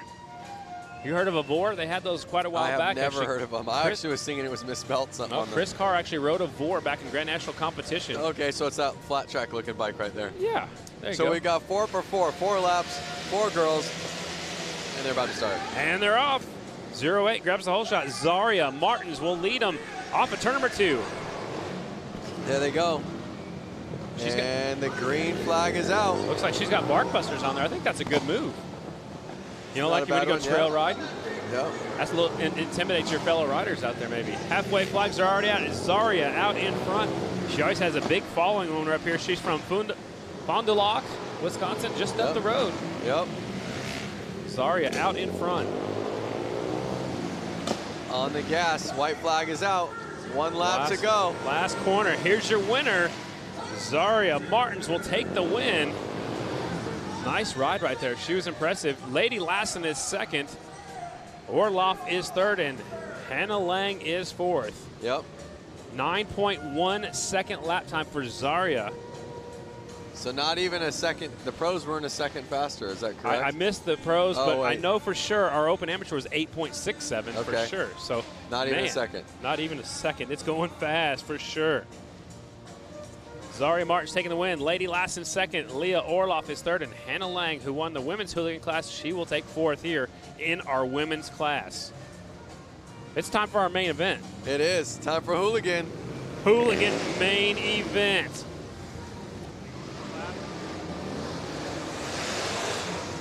All Harley-Davidson's ladies and gentlemen. It is a 4-lap shootout. So if you didn't win your heat race, you're starting further in the back. So remember, you had to win your heat race. If you didn't win your heat race, you had to win your semifinal. So all these riders have won a race. Letter H, Benny Carlson. 34, Jeremy DeRuyter. 45, JJ Flaherty. 42, Rich Heverly. 963, Michael Hill. 142, Daniel Holbus. 44, Dan Jacobson. 35, David Kilkenny. 182's Hunter Klee. 97, Louis Lauder. And the 11X, Jason Schreffler. Again, these riders had to win a race to get here. That's just an incredible feat, and I don't even know who to choose because, again, like you said, they are all winners. We saw them all race great earlier this evening. So how do you pick somebody? I don't know. I mean, anybody can win this one, just like we said, the pro class. The 6 riders on the front. They have but if, let's say, 42 runs them wide, like in the pro class, someone in the second gate's going to be able to slide right in. Right on. And game over. Rider we're looking at right here, the letter H. He's been national number 45 is Benny Carlson. He had a national number for a while. He's done supermoto. He's road racing, flat track. And here we go. Hooligan main event. It's the 42 getting the whole shot. That is Rich Heverly. Uh-oh. That's bad news for everybody else. The H is right there, though. That's Benny Carlson. He's got the fringe off of his leathers. I love it. 4 laps to get it done. It's a short main event. Hooligans. Heverly, Carlson, Lauder, Klee, Flaherty. Right there, your top 5. Here he comes at the white flag already. 1 lap to go for the white 42. Flag is out. Can he keep it up? Half a lap left. You can hear how loud it is right now. We're yelling. Yeah, he is pumped up. Look at that. There he is. Checkered flag, double checkered flags for everybody here in our main event. JJ Flaherty comes up a little bit short. Heverly taking the win. Rich Heverly on the 42 bike taking the win. Benny Carlson second. Louis Lauder third. Hunter Klee is fourth. JJ Flaherty settles for 5th. A lot of these guys doing some burnouts. There's Kilkenny on his Sportster. That's what they came to see, man. The Hooligans. Uh-oh. They're going to ruin this place. They got some help. They're going to have a smoke show. Remember, we still got 1 more race to go, so I know Diana's going to talk to our winner here in just a second. I know it's awful loud to talk to anybody. Man, they're having some fun. There were one of the tires that looked like, man, just went. Yeah. All right. 1 more race to go. See some of the oil on the back tires of some of those bikes as they were letting it all loose out here. Let's go trackside once again to Diana Dahlgren. Hey guys, so we are down here with the winner, and you know, this is such a big ordeal. You are the Harley-Davidson Hooligan winner of the 115th anniversary weekend. This has got to be a special moment for you. This is the biggest win I've ever had by far, to do it in front of all these fantastic Harley-Davidson fans. Harley-Davidson throws one kick-ass party, and I'm glad to be a part of it. Well, congratulations. Give a big round of applause. Rich Heverly taking the Hooligan win here this evening. Guys, back to you. Man, he was excited, and he had every right to be. He beat some really fast guys. He not only won his heat race, but he won the main and looked dominating in doing so. No, I mean, when the gate dropped, basically, or the light went off, he took off, and he left them. And that's what you got to do. You got to get a good start. You got to, not look back. He did everything he had to do and took the win in our main event. But we have a little extra class coming up next. Yep. They're actually using a leaf blower to blow off all that extra rubber that some of those hooligan guys left behind. Yeah, and the arena is now filled with smoke. And look at this. It's the goofball main event. Any motorcycle not traditionally raced, riders 18 years old and older, and that one-wheeled bike is out here that they were asking about on Facebook, so we'll see how he does. This is his main event. There it is right there. Yep, mono wheel. Mono wheel. So it is time for our goofball main event.